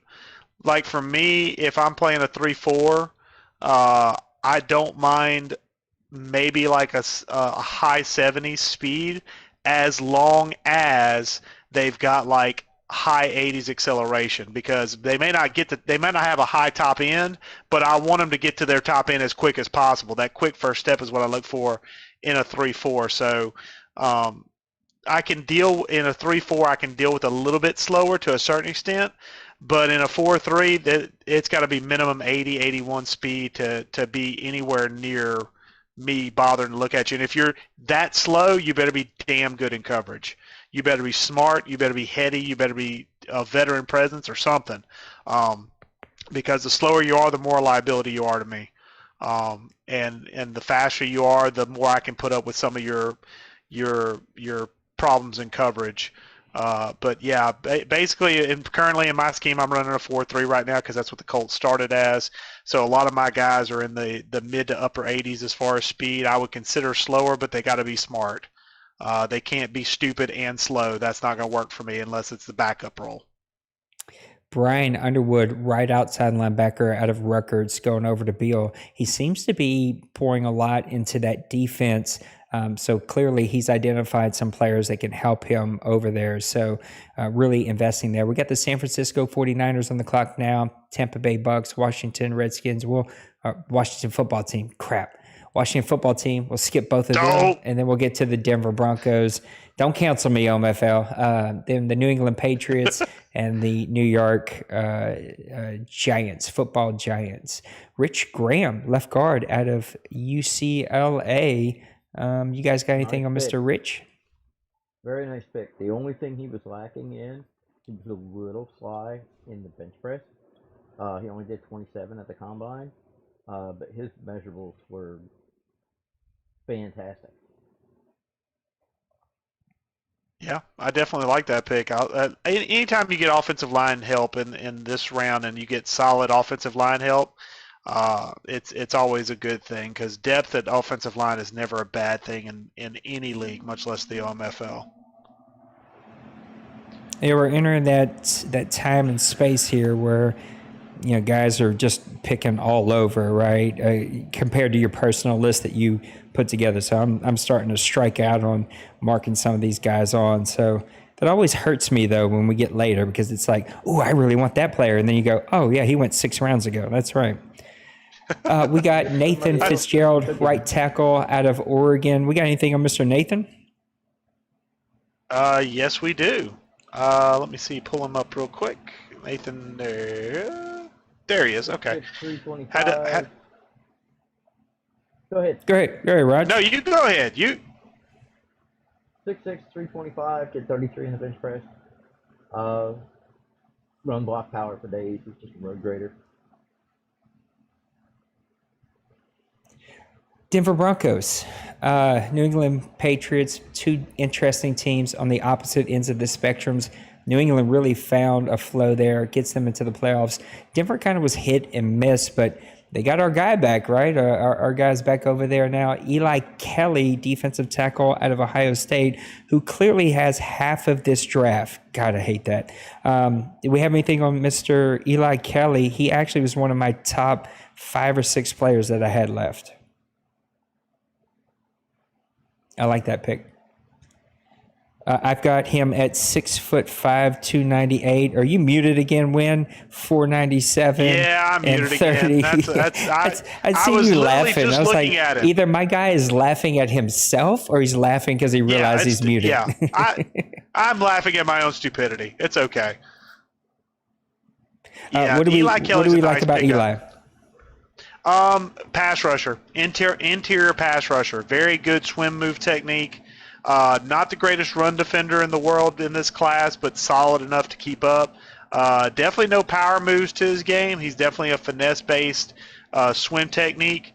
Solid but not spectacular tackler, decent in pursuit, and didn't get injured a whole lot in college, so that's always a good thing. Also a pretty smart player, so really good value because that's actually a guy I pick it in like a pick or two. Yeah, you picked so Matt, that's actually a guy I was looking at my DTs. That's why I was muted. I was kind of eyeballing that. Then when he went, I'm like, crap, I was just looking at him.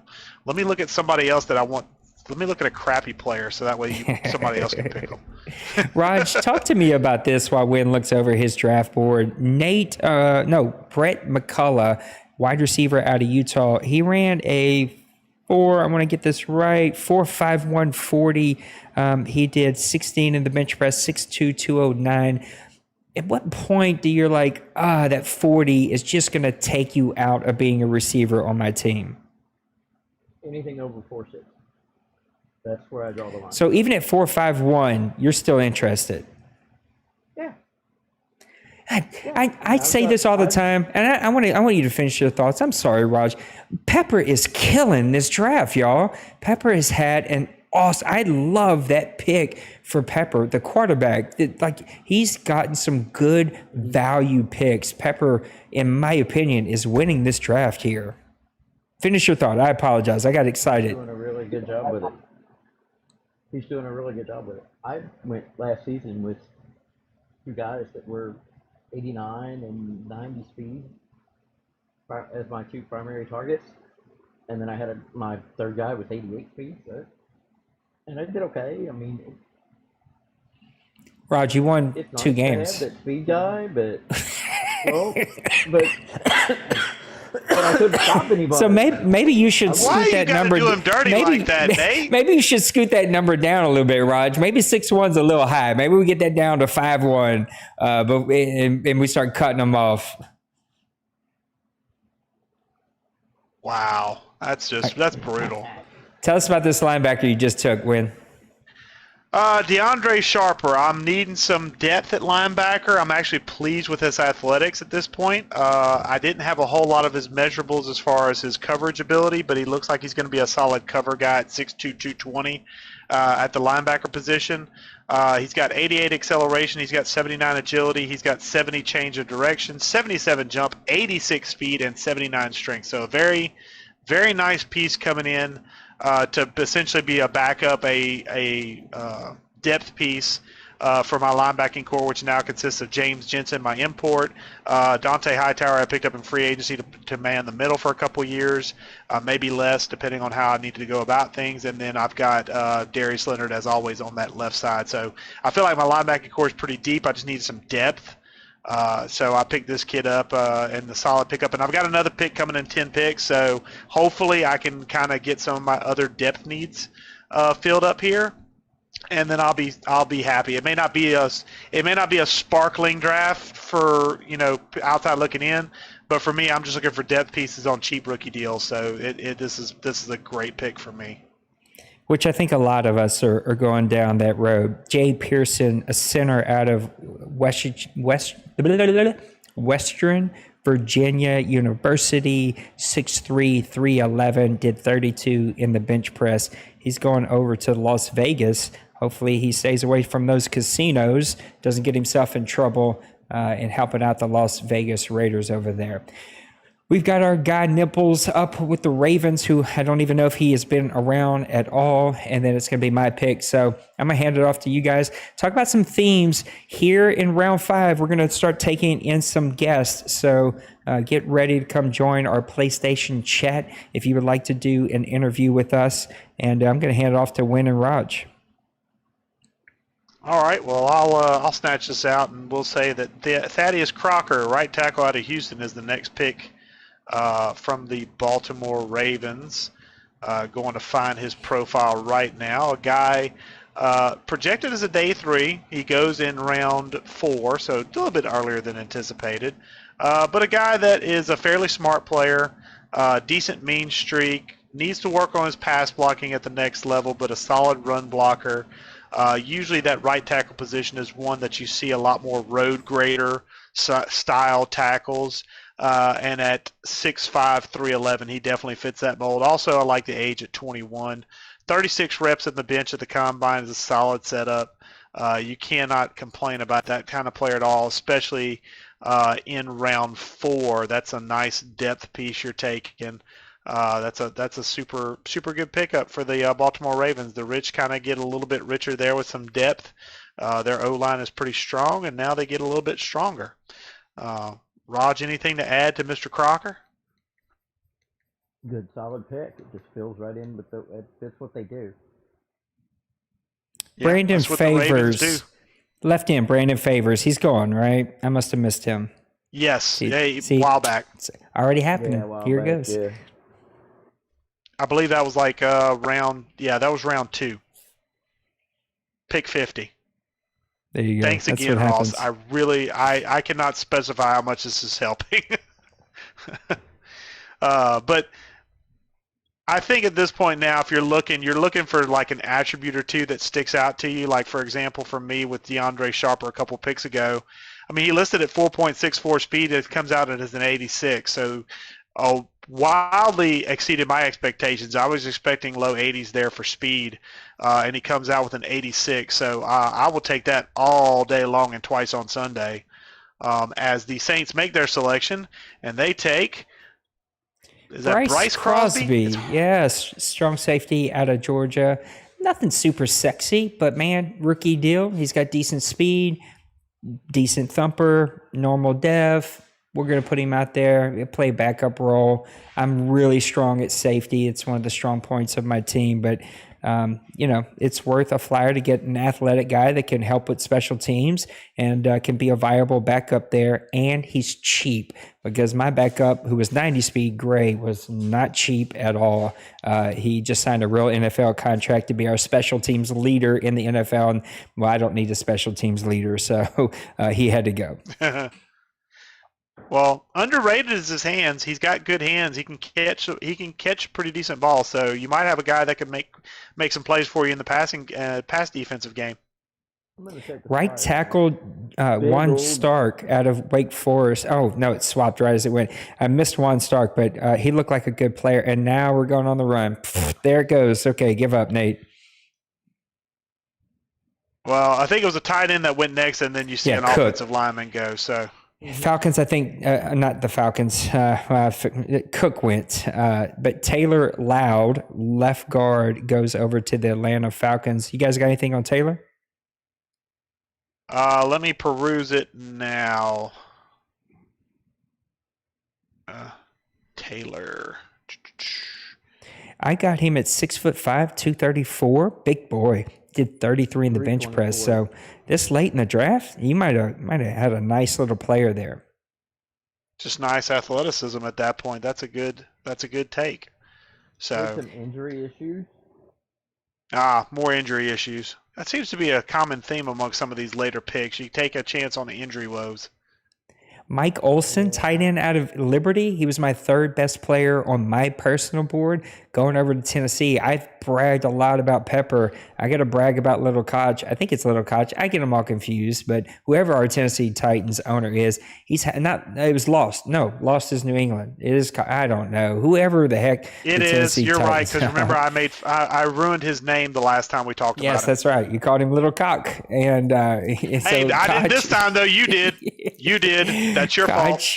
Koch is having a very good draft. I really like this. And again, there's so many players we go through. We can't remember all the names, but I know that he's picked a lot of guys that have been pretty high on my list every time he comes up, and that usually ends up being a pretty solid draft.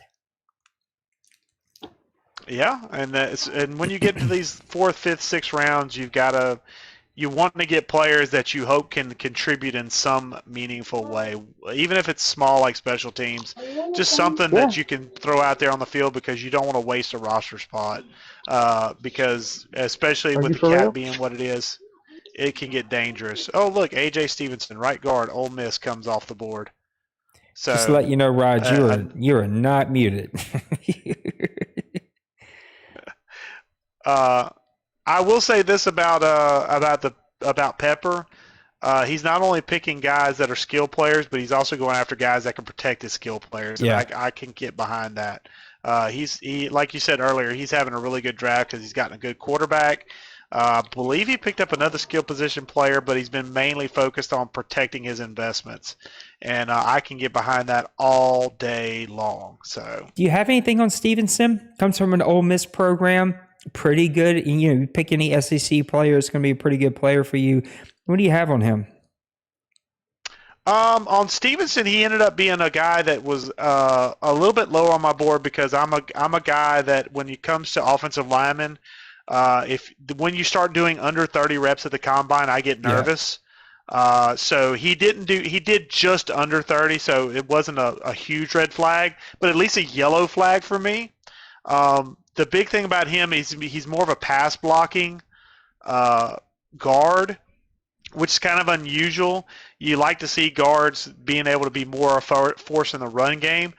This one's more of a force in the pass game. Could be due to that Ole Miss spread offense that Mike Leach is running. Maybe they're going more to a pass-heavy set, so therefore they're more adept at pass blocking concepts coming out of college from Ole Miss.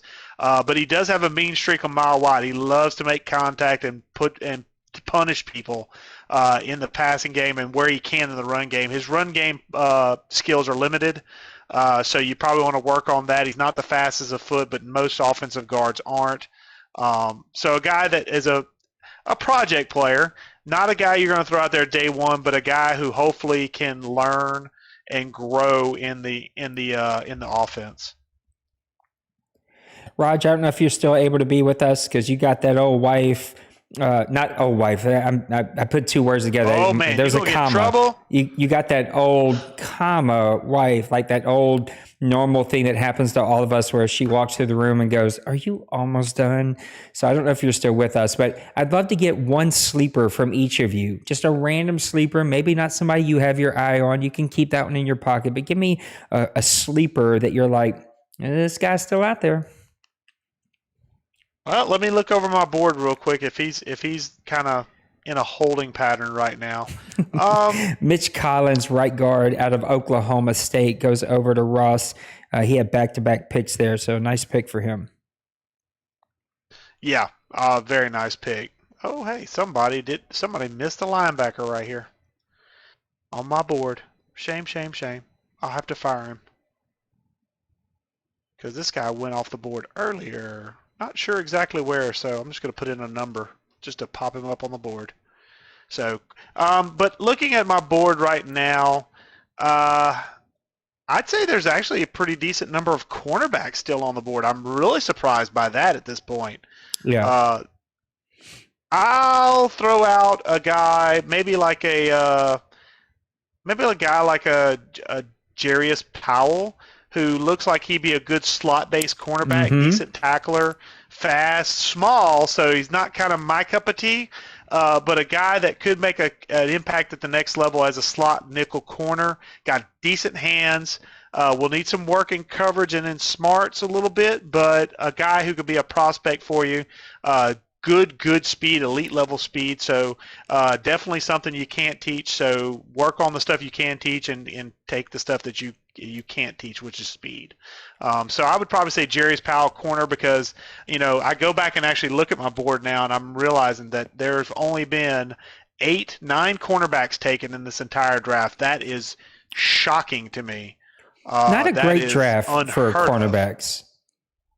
No, but even if you look at the cornerback class as a whole, there's a lot of decent speed guys still out there, and you know how these Madden leagues love their speed. So even with some coverage deficiencies, some guys that have some wheels on them are still here that I'm surprised are still here. So just that's one thing that definitely catches my eye. There's a lot of cornerbacks that if you're willing to kind of take a flyer on a guy that you may need to work on as far as his cover skills, there are guys out here that can definitely fit the bill for you from a speed standpoint. Any players out there that had a high possible draft grade that are still out there, a projected around 1, 2, 3 type fella? No, let me see what we got here. I'm actually in the middle of making a pick, so it might be a minute. Oh, go ahead. Oh, yeah. Danny Douglas, left guard out of BYU, goes over to the Cincinnati Bengals. It was pretty far down my list, but we're getting what? We're deep into the 4th round, about to be into the 5th round here. As Raj did me a favor. I sent him a 4th round pick next year, and he sent me his 5, 6, 7. And so I needed them really badly. And if any of you want to get rid of some of yours, I will gladly take them. Actually, I may have tapped out. I may have hit my limit. I don't even remember if we have a limit. We used to have a limit, but then we didn't. I don't know. Anyway, but some good players still going this late in the draft. It can be that good depth for the injuries, especially in the offensive and defensive line where we see most of them, or maybe just a spot start from here and there. Marcus Langford, cornerback. You talked yourself into a cornerback. Tell us about him. Well, I would love to, but actually the CPU talked me into it because I ran out of time before I picked my actual Why didn't you say pause? All you had to do is say, hey, pause real quick. I would have got you. I'm okay. I am okay with this. I'm actually okay with this. He is a guy I had highlighted on my board. He was the guy right below Jarius Powell that I was talking up earlier. So he is a guy that I was interested in. So I can tell you a little bit about him. He's actually got some decent ability in the run game as far as cover skills or as far as tackle skills. Great hands, great in the return game, and average at man coverage, which is great coming out of college. And he also runs a 4.45 at 6'2", 189. I will take that all day long and twice on Sunday. Unfortunately, because it flashed up and went out of it, I can't give you any specifics as far as his abilities because I don't think it shows anywhere on here where I've drafted previously. So I can't tell you anything about him other than I like his measurables as far as what my big board says. So I'm pretty happy with that pick, honestly. Even though I didn't technically make it, the computer actually said, you know what, let me help you out a little bit and hook me up with somebody. So I'm okay with that. I think we might have lost our guy Raj. He got that. I need you to hurry up and turn that thing off. Yeah, he got that look. I actually had him off of my board, or Langford. I had Langford off of my board, but I had him, right underneath him. I think that's a really nice pick for you. Yeah, left tackle Brian. Actually, go ahead. No, I was going to say I was super stoked about it, but we got draft picks going. Brian Hart next up off the list. Tell me about Brian coming out of Clemson, going over to New York, who his season kind of got away from him towards the end there, and he just kind of like kicked the can in and went like, let's get ready for the draft and come back next season. He has some nice pieces, but clearly not the type of season that he was hoping for. No, but he's definitely tooled up with a lot of free agent signings. He had probably one of the top five cap spaces in the league going into this offseason. So he definitely retooled and paid some guys maybe a little bit more than they were worth, but he paid the guys that he needed to kind of get that team up as far as talent-wise. And he's having a good draft. Brian Harden's a really good guy to kind of hopefully learn behind somebody.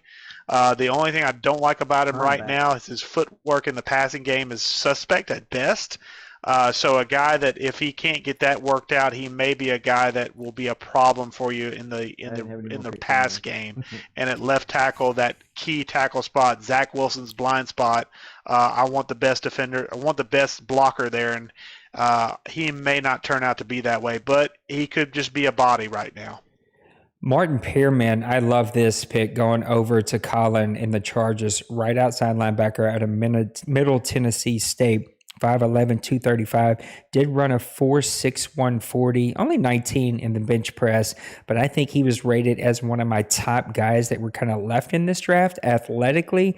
And when you're getting into almost the fifth round here, late fourth round, that's not a bad pick to make here. Jaguars are on the clock, then the Ravens, and then back to me, then back to the Ravens. So we will pause here in just a second. We want you to be interviewed. And so if you want to be interviewed, hit up Win, hit up Raj, hit up somebody that has access to the PlayStation chat. We will get you invited in here. We'll start doing interviews now. So let us know if you want to be in here. We'll get you invited and get you to come hang out with us. Mike Baker, left outside linebacker out of Virginia Tech. What am I doing with my life, y'all? I can't talk. My mouth and my brain and it's just not working anymore. It's like, yo, we're done for the day. I'm gonna have to get this figured out. I don't know if anybody's noticed because you can't see them on here, but it's this really cool thing that I'll put up real quick and then take it right back down. But my squares are set to whatever colors on the screen. So when you guys get your colors come on, at least in my room, because you can't see it, your colors come up there. I think that's really cool. I'm a nerd. I'm okay with it. All right, Mike Baker out of Virginia Tech. What do we know about Mr. Mike? Not a whole lot. He's a solid zone-based cover defender, but at 4.64 speed, if he doesn't show up in the mid to high 80s in the speed ratio, he might be a little bit outflexed by some of those tight ends. But if he's playing off-ball linebacker, could be a good cover guy, underneath guy. But you definitely don't want to trust him against tight ends, I should say. You definitely don't want to put him one-on-one against a tight end. You want him in that zone coverage. He's really good in that role. Little guy at 5'11", 231. So that's pretty much all I have on him is that information. So, and you are now on the clock, so yeah, you need to get hustling. Never even noticed. I was looking for Mike Baker. So, yeah, things got away from me pretty quickly there. You go do your thing. I got this. Mike Monroe out of Miami, a slow guy, but a guy who could potentially fill a 3-4 outside linebacker role as the rain is coming down in my area, neck of the woods. Solid swim-based moves, also really good power-based moves. So, again, a 3-4 based outside linebacker. You're looking at a guy that in a 3-4 scheme or in a 4-3 scheme where he puts his hand in the dirt, a guy who can get after the passer. Don't like the speed at 4.8 in the 40, but if he's got decent three-cone and 20-yard times, that could make up a little bit for it, which it doesn't look like he has great numbers in that regard. So a little bit slower guy there, kind of concerns me, but a solid pickup as far as a pass rusher goes. Maybe put him in a 4-3 role. As Ed Anthony, a quarterback out of LSU. So that's what happens when you pick with your heart. Taken? Yeah, it's like the ninth one, I think. These guys are redshirt freshmen. They never played. Clearly, that's why I drafted a redshirt freshman who has no stats because he is not good. This is to be a day one. This will be a practice squatter, probably, most likely. Yep. I shouldn't have done it. He was high on my list because he was rated to go round 1, round 2. Just felt like the talent might have been there. I liked that he had some speed. Probably should have looked at Skylar McCain. I don't even know if he's still there. He's still there on my board. Doesn't mean he's actually still there. But He is. I have a plan to wrap up this draft with some needed players. I was like, let's take one flyer. You got to take one flyer every now and then. Actually, if I may be the bearer of bad news, you are recovering from cap hell. You have no reason to take any flyers on anybody. You should be drafting. At the worst, you should be drafting depth pieces for places that you need to be fair, rookie contracts. I don't have a good backup quarterback. I mean, I've got Ian Book, but he's like 82 throwing power. So to be fair, I needed to take a chance on a quarterback, and I wasn't going to do it early. So to me, it kind of felt like it might work. I don't know. I watched some of you play with 84 throwing power quarterbacks. I don't know how you do it, but maybe if I have to, I can pull it off. I nearly won a game with 85 throw power on Matt Ryan against the Jaguars. I was down like 30. I believe it was 32 to 10, good. And came back and came back and nearly won it. 35-32 was ended up being the final. But Daniel Pryor comes off the board in round 5. I kind of actually like that. I like what Steve LaMigra is doing. He's getting some pieces to kind of help get a youth movement going in LA with the Rams, because Lord knows they are old as dirt in most spots. And paying a lot of money in those spots as well. But I like the pick of Mitch Collins here. He's a day 3 selection. He's a day 3 selection for a reason. He's not great in the pass game, but he's a guard, interior guard. A mean streak a mile wide. I'll get that out eventually. Big time reps at the combine as far as his 225 bench press. He did 33 reps on it. So he's a big, tough, mean son of a gun out of Oklahoma State, 6'4", 310. Needs some work at the next level, but hopefully he can learn behind some guys that are already in place there and maybe become a guy that could take over in a year or two. But a nice pick in round 5 for the Los Angeles Rams. Oh, and by the way, I did see Roger had to go take care of his granddaughter. So he will be back, but he is currently... Yeah, I had to go. I'm back. I was covering for you. I am here. Jason Kaysen, left end out of Iowa State, goes over to Buffalo Bills. He has spent a lot of his draft capital on that defensive side of the ball. He joined us really, really late. I do like this pick. He was on my board. I think he got him, pretty good value here. 6'5", 265, ran a 4.8, 140, 24 in the bench press. Nothing's going to really stand out, but that brings up the question that I have for either one of you, both of you. At this point in the OMFL, right, most really engaged leagues, is this all depth position now? Is there any way that you could find a real sleeper this late? There might still be a couple guys there. Purely as a speed guy, the Packers took cornerback Mayberry, who got a 4.34 blistering 40. The guy's got great block shed numbers, nice tackle numbers. I mean, he might get in a nickel spot. Maybe a returner with that kind of speed. Maybe a blitzing corner. Maybe you put him in a big nickel package as a blitzer. What do you think? I think as far as starters go right now, I don't think, unless a guy is really just jonesing for a particular attribute, I don't see it happening. It's too tough. You could find depth here, but I don't think you're finding, because at this point, with the way that guys scout and scour these numbers, I don't see it happening as far as you getting a starter level pick, unless it's like a lower end quarterback that surprises somebody or something along those lines, or a position where nobody's going after. That's the only way I could see it happening.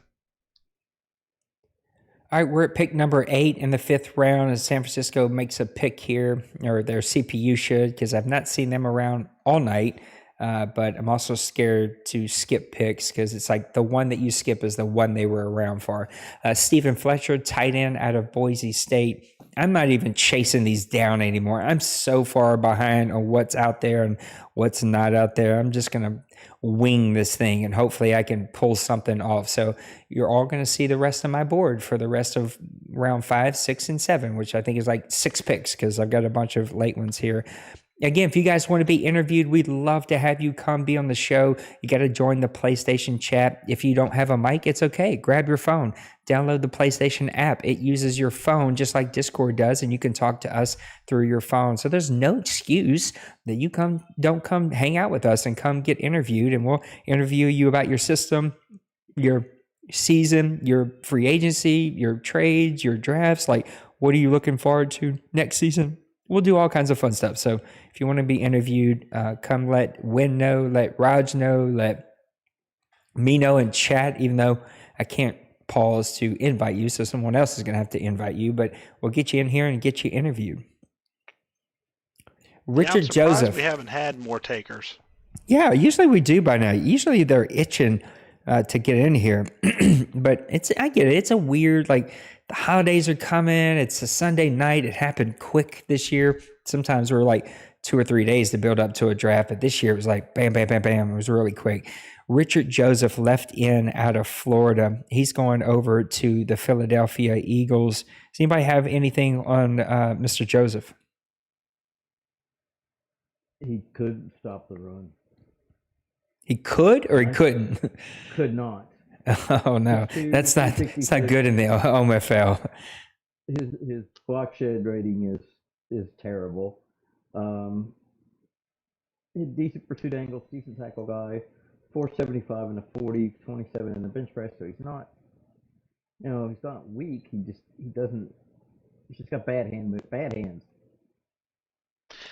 I think this is a filler pick. This is a guy that is just a warm body to take up space until we get somebody better.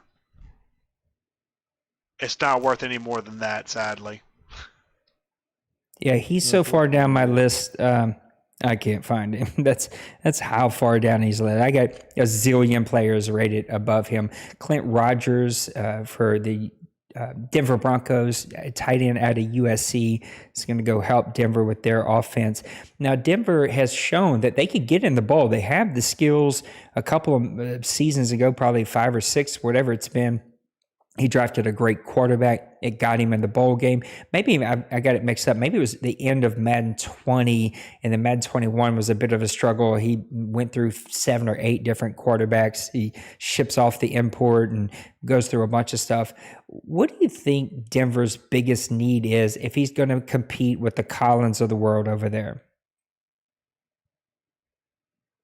Quarterback. Simple as that. Does he do? He let Teddy Bridgewater go, but Teddy Bridgewater in this game is criminally underrated. He's got Drew Lock.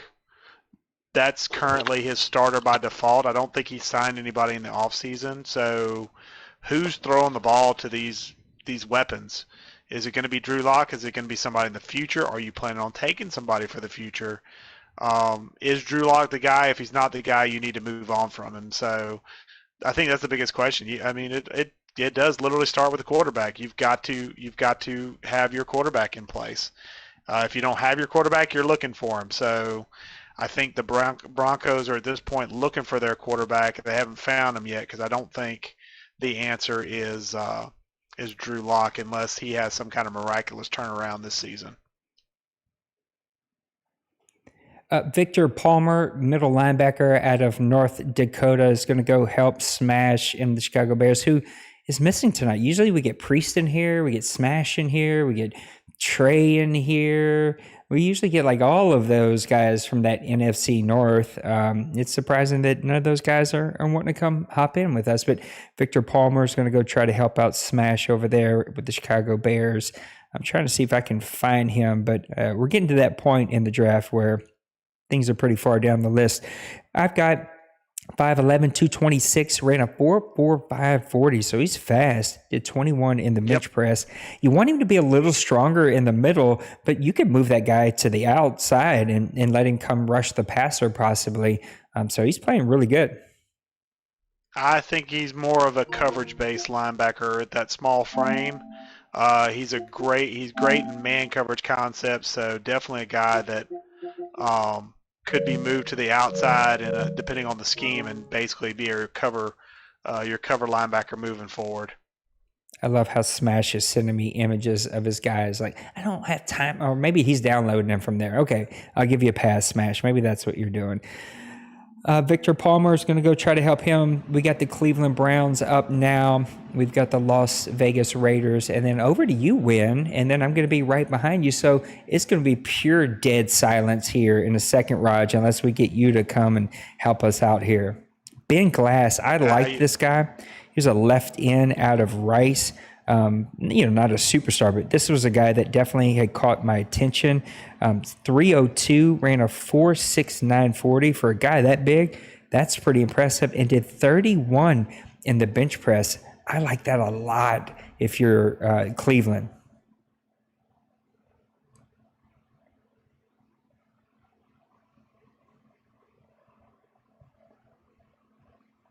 Clearly no one else likes it though. We got Win coming up here. Raj, are you still with us? No, maybe Raj is not with us right now. That explains why it's going to get quiet. No, Win, are you willing to kind of tell us, is there a direction? Are we just best player available? Are we looking for athletic abilities? Where are we going? For me, I'm going to be looking for depth BPA. Like best player I see that matches some athletic attributes at a position I need some depth at. So I've got my eye on somebody here coming up, and so I'm actually ready to go as soon as this pick goes in. I've got my guy. I just got to go find him on the board whenever it's actually my turn. But I need some depth at this spot. He may not be the greatest player, which is fine. I've got players at this particular position that are stars ahead of him, so it'd be something where he'd be in a learning experience anyway. So let me just get the name of this guy right, because there he is right there, and he's a smart cat, at least I think he is, because he went to Vanderbilt, and it is George Caldwell.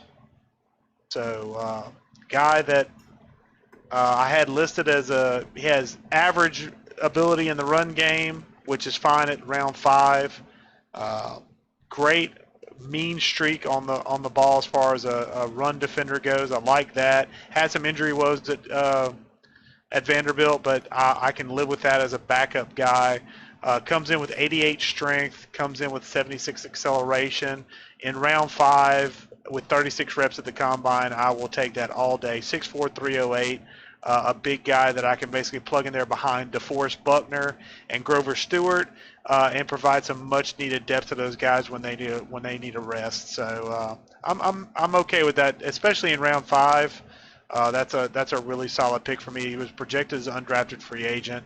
I went basically with the best block shedder guy available that had some decent combine numbers. So that's why I go with George Caldwell there at 146. I've got one more pick in the draft, and that's it. So I'm proud to say I took the first punter off the board, Mr. Jeff Wilcox out of Boston College.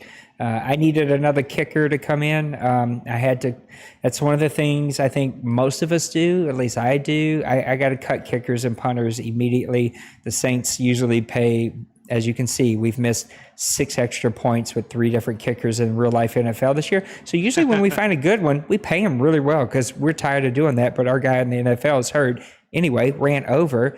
I don't do that because in the OMFL, I just need a guy with a leg. I do everything else. And so it's like fairly easy, even though I will say with the new home field advantage, you can get yourself in trouble real quick like. So just be careful with it because you can find yourself into some serious trouble. Jarvis Powell, cornerback out of Ohio, he's going to go over to our guy Bill with the Seattle Seahawks. Does anybody have anything on Mr. Powell? That was the guy I picked up. I called a sleeper on. Oh, that's right. The 5'9" kid with blazing fast speed. So Bill may have been listening, or may have just had his eye on the guy and just couldn't let him fall any further. But fairly smart kid coming out. Stayed healthy pretty well. Not the greatest returner, which is kind of sad with 4.37 speed.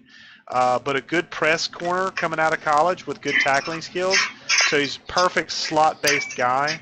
Got decent hands as well. So combined with his tackling skills and his average ability at covering in zone-based schemes, a perfect guy that could potentially be maybe even a day one nickel corner for the Seattle Seahawks, which would be saying something. He's a little small, but he's definitely got some tackling ability. Raj, anything surprising you about this draft? We're getting towards the end here. Anything that you're like, wow, kind of going into this, I didn't think that would work out. I don't know who that is. That might be Smash. I don't know. But if it is, we're going to come to you here in just a second, Smash. Let me hear from Raj first. Skylar McLean, the quarterback out of Florida, going to Tennessee. I'd love to hear about him in the chat because I have my eye on him. But Raj, anything surprising about this draft before I think we bring in our guy Smash to do a little interview? A lot of quarterback stuff, and there's still a couple guys that are hanging out. McLean, when you guys talked about going on a break, I said I was going to talk about quarterback. McLean was one of the guys I was going to talk about. And then there's Zach Harrison out of North Carolina State, 6'5", 239, big guy. And he's rated at around 3-4 projection. He's just sitting there hanging out now. Kevin, Raj has the PlayStation 5, the new ones, so maybe you can DM him and help him out. But let's bring it. Bill said cornerback Powell said has 93 speed, 89 acceleration, 85 agility, 83 change of direction.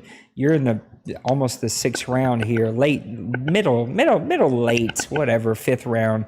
That's a pretty good pick. But let's bring in our guy Smash for our first interview of the night. So get your interview questions ready because we're going to ask our guy Smash all kinds of, he's always entertaining. You never know what poor Smash is going to say. Smash, you're coming off a little bit of an up and down season, but you started to figure some things out there late. Your team started to get on a roll. Oh man, I love that pick from Tim just now. He was very high on my board and was going to be my next pick if he kept falling. But Smash, talk to me. What started to get on a roll for your team late last season? I can't say I did get on a roll, really. I mean, you started playing much better football in the second half of the season. I guess my only at the end was to be a spoiler, and I think I beat the Seahawks and the Vikings, and I don't know, That's impressive. Maniac. I guess not really. I mean, there's levels to this, so I won't say that's impressive. And that was impressive. There's only like 3 or 4 guys that are elite, and then you throw the rest of us in the bowl and just mix us in together. Until some people believe they're hype on PPL, then they get mad and send me texts, when they lose. But I'm not calling out any names. I'm just saying, don't believe your PPL hype. Smash. I like this already. Yeah, we're just getting started. Win, buckle up. Smash, tell me about your mindset coming into season 98. What were some of the things that you were like, we got to figure out this area of our team to compete next season? I don't know. I did a lot of talking. Me and Win, we used to talk back and forth. I guess he got a little busy with the draft. But he did help me on that second pick, even though that guy was going to be my first pick. And I was waiting because you asked him a question, what should the Bears take? I forgot because I was going to take I forgot what I was going to take. I think I was going to take a tight end with that third pick. But then Win was like, he needs to take defense. So I took defense. That was my mind state going into the draft, take defense. Because I only had I didn't have a first round pick. I only got round 2 and 3. And so I was going to build a lineup. I got a right tackle that guy moved up from third round all the way to either one or two dimps. So we took him to solidify line and solidify line, rather I should say. And other than that, that D tackle, man, he had all the intangibles, the speed. I mean, for a guy that's I forgot how big he was, but he's a D tackle. He had finesse moves. I think he had like 38 on the bench, and comparing the top guy who had A, B, A. I think B for block shed, A for finesse, and B power move. And going into the draft, I did a mock draft myself. I did a couple offline drafts just to see how this draft is. And I'm just going to say, you probably need to do that, everybody, just to see how this draft is. Because it helped me. It helped me a lot. I don't know what happened, guys. I was trying to be very quiet because Smash was talking. The draft just randomly started pausing itself, but it clearly has stopped pausing itself. But thank you, chat, for letting me know.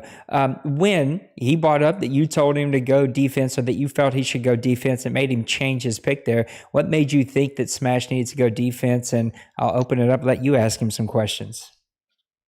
Well, I think part of it was just, like I had mentioned earlier, I know he had lost Akeem Hicks, his defensive end, in free agency, because I want to say Miami scooped up everybody that was over the age of like 33. Miami apparently. Well, I mean, I guess old people just go to Florida to retire, so Totally. That's what they're doing. They're going to Florida to retire. Beach and little drinks. Yeah, I mean, I guess Miami's a place to be. I mean, it's a hopping place, but I just felt like I felt like Smash was needing to get some guys on the defensive side of the ball, just because, Mac's not getting any younger, and he's probably your Smash is probably looking to unload him whenever he can to kind of move on from it. And there's a lot of other players on that team that you've got Roquan, who's still in his prime, but there's a lot of other players that are getting close to the twilight on that Bears defense that's been so good for so long.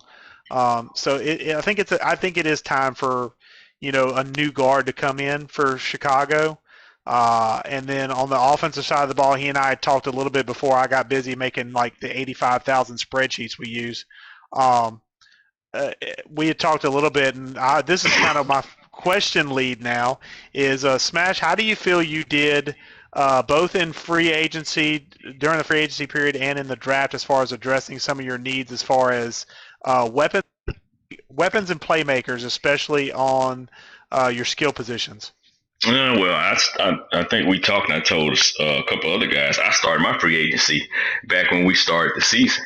I practiced guard guys because the Bears, like you said, they're old, and I needed speed. So what I did was took a bunch of practice guard guys. I got the Noah Dawkins, 90 speed linebacker in free agency. That was my free agent draft because I think Tyler Muse was the other 90 speed linebacker. And as far as like wide receivers go, Mooney has been disappointing. So that's the only reason why I signed back AR-12. I intentionally lowballed him so I can tag him because he's 29. I really wasn't going to, I don't want to pay him 4 years at that sum of money and be strapped and then because really I only got one guy that I'm going to sign next year out of free agent. That's Roquan Smith. Everybody else, they can go. Can hit the bricks. But yeah, I can hit the bricks. But I think I did pretty well for as my free agent signing. Like I said, I started early. I got some speed in my secondary. And as far as the regular free agents period, I didn't really do a lot. It's just I didn't make big name splashes. I got another big receiver. I think Packers let a bunch of receivers go. I think that's why he went you got Lazard, I believe. Alan Lazard. Because I wanted another big body wide receiver. Yeah. I'd eyeballed him. I was like, man, that'd be nice to pair up with Michael Pittman on my side. But I was like, nah, I can't. That's a luxury pickup for free agents, man. I needed something else. But I saw that you had got him. I saw that you had gotten, I think you went and got Marquise Goodwin back as well. Yeah, I got him back. Yeah, I needed that speed because he came on. I'm sorry to interrupt. Yeah, he came on last year, and that's what I figured out, to get the guys to speed or, just like everybody else. I think Nate had mentioned something about it, but he didn't put it in his announcement about crossing routes. But, we talked about that. Because, dude, that pisses me off. If they run a slant because you know the line doesn't get there, but they go all the way across the field, just a slant, and you're like, I'm calling this, I'm calling that, but you know to stop it if your rush should get there, and that's the thing that pisses me off. And it happened. Brady, I love you. I don't mean in the Super Bowl, but that's what happened. I mean, but you're gonna go like you said, that's not gonna work. But everybody does it, but that's one thing that I'm like, dude, all you running is crosses. Like, I could stop you if you wasn't just running crossing routes. So you get the speed wide receiver, run something different, drags or in, but not just that irritating slant, or even that drag all the time.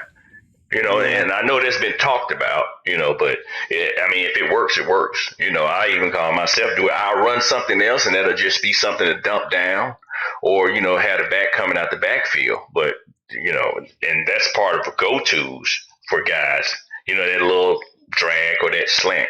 I don't know if you boost one thing, like Nate always says, something else will be broken. It's true. So, I don't know what we can do about it, but I'm sorry for rambling on. No, you're good. But that's what it is. I want to talk to you, Smash, about both the Vikings and the Lions. That's your clear competition. And the Packers. Don't forget the Packers. The Packers have made some moves here. But before we do, my only comment about what you just said is literally you just ran through 7 of the 9 routes that we have in the game and said all of them get abused. At some point you run out of routes that you can actually run. Out routes are trash this game. Nobody's going to throw many post routes because those safeties just run over there really quickly. Look, hey, don't you remember that? You should remember crosses, that post route. Drags, slants, comeback routes. What's left? I'm going to be checking it down to my halfback all day. Well, I'm just feeding off what you say. No, I agree. It's just that's the tension about those routes.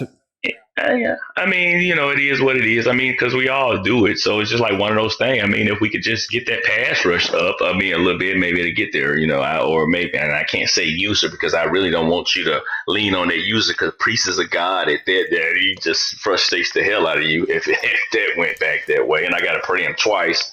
But when people actually go read our new user rule, because I know they haven't read it yet, there's going to be some pissed off owners. But it does open it up a little bit more, but it also takes a lot away that some guys really like. Anyway, let's get back to your team. Your team, your division, I should say, has made a lot of moves. Trey has owned that division. He gets upset by the Minnesota Vikings, and Maniac, we know, can get on a roll. We've seen the Packers make some nice moves. He goes out and gets his quarterback now, and as a rookie, he's drafted a bunch of receivers. What is your competition looking like in your eyes? First it starts with Trey. He won the division. Maniac seems like he done found his stride. I don't know. He was running on me. He beat me bad twice. First game with Trey was in the old league. I lost on the last second touchdown. Second game, he blew the doors off me. And if Packers could play, he would be right up there with those two guys if he would just stop forcing the ball. He had this guy Rodgers. He was just forcing the ball. Like, dude, come on, really? And then I'm not even going to get on a rant because I can get on a rant about something, but I'm not going to even do that. But at the end of the day, we're all looking up at Trey. He won the division. I know Maniac beat him in the playoffs, but I'm not going to say what I really want to say about things. I'm going to keep it PG because everybody's not perfect, but and Maniac, we'll move to Maniac. He found his stride, so I think it'll just be him and Trey, and me third, and or Packers third if he would just do he likes to have fun. So we got Lions, Vikings, Bears, and Packers. That's how it's going to be. Other than that, because I think me and Outlaw talked. I told him I'm just looking to rebuild this year. I'm trying to find my stride. I got to get me a wide receiver next year because AR-12 will be gone, and I got get Mooney going and. Defense, the run game, I don't know. I think everybody had problems stopping the run. That was my biggest Achilles. I'd rather for you to throw 500 yards on me than you to run the ball. And the Lions had Murray. And dude, who the hell is Murray? He was just bowling people over like he was King Henry. Come on, man. What's realistic expectations for your team this season? Man, realistic expectation. I'm gonna, everybody loves the money, right? So, I can't do it, but I'm gonna see it because I can't sit there and just lose the game, man. That's just because because I was saying, when I ran on this little win streak, I said, now I help Peppers out in the first round, but I help myself out in the second round. But I just can't sit there and just throw games. So hopefully, I'll have all my picks. I'm just looking forward to next off season, basically. But we do play the AFC East, so more competitive guys I got to play. So right now, if I can split with the Vikings and maybe hopefully split with the Lions, I can see maybe, let's see, 5 and what is it now? 5-12? I see 5-12 out of theirs. Win, what do you got for our guy? What? I don't have anything else, actually, for Smash. He's been quite entertaining, as you said he was going to be. This hadn't been. You should go back and I think I uploaded a broadcast when we had Duval. I mean, that was one entertainment deal. But I will say this, as I said before, everybody has a little FPR faux pas. Now remember when you point the finger, there's 4 more pointing back at you. And you take the other hand and hit yourself in the face and think about it before you submit something that really has no cause. Because I could do a lot, but I don't unless it's just something that somebody just keeps doing and doing. But you got guys here just complaining to complain. So stop that. The only guy that here that really can complain, and I told him this is Nate. Everybody else, really, come on. We're here just to have fun.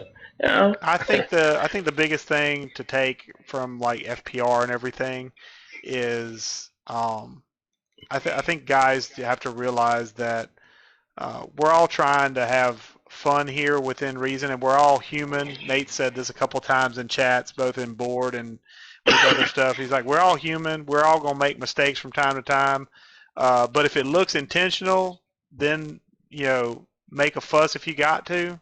Right. If it's something where you can look at it after, in my old league, and I don't reference my old league a ton or try not to, but in my old league we had like a mandatory cooldown period of 12 hours before you could report any issues, because in the heat of the moment everybody's going to think that they've been wronged horribly on every third down, on every touchdown. That's something I got screwed by the game, or I got screwed. He did something illegal or whatever.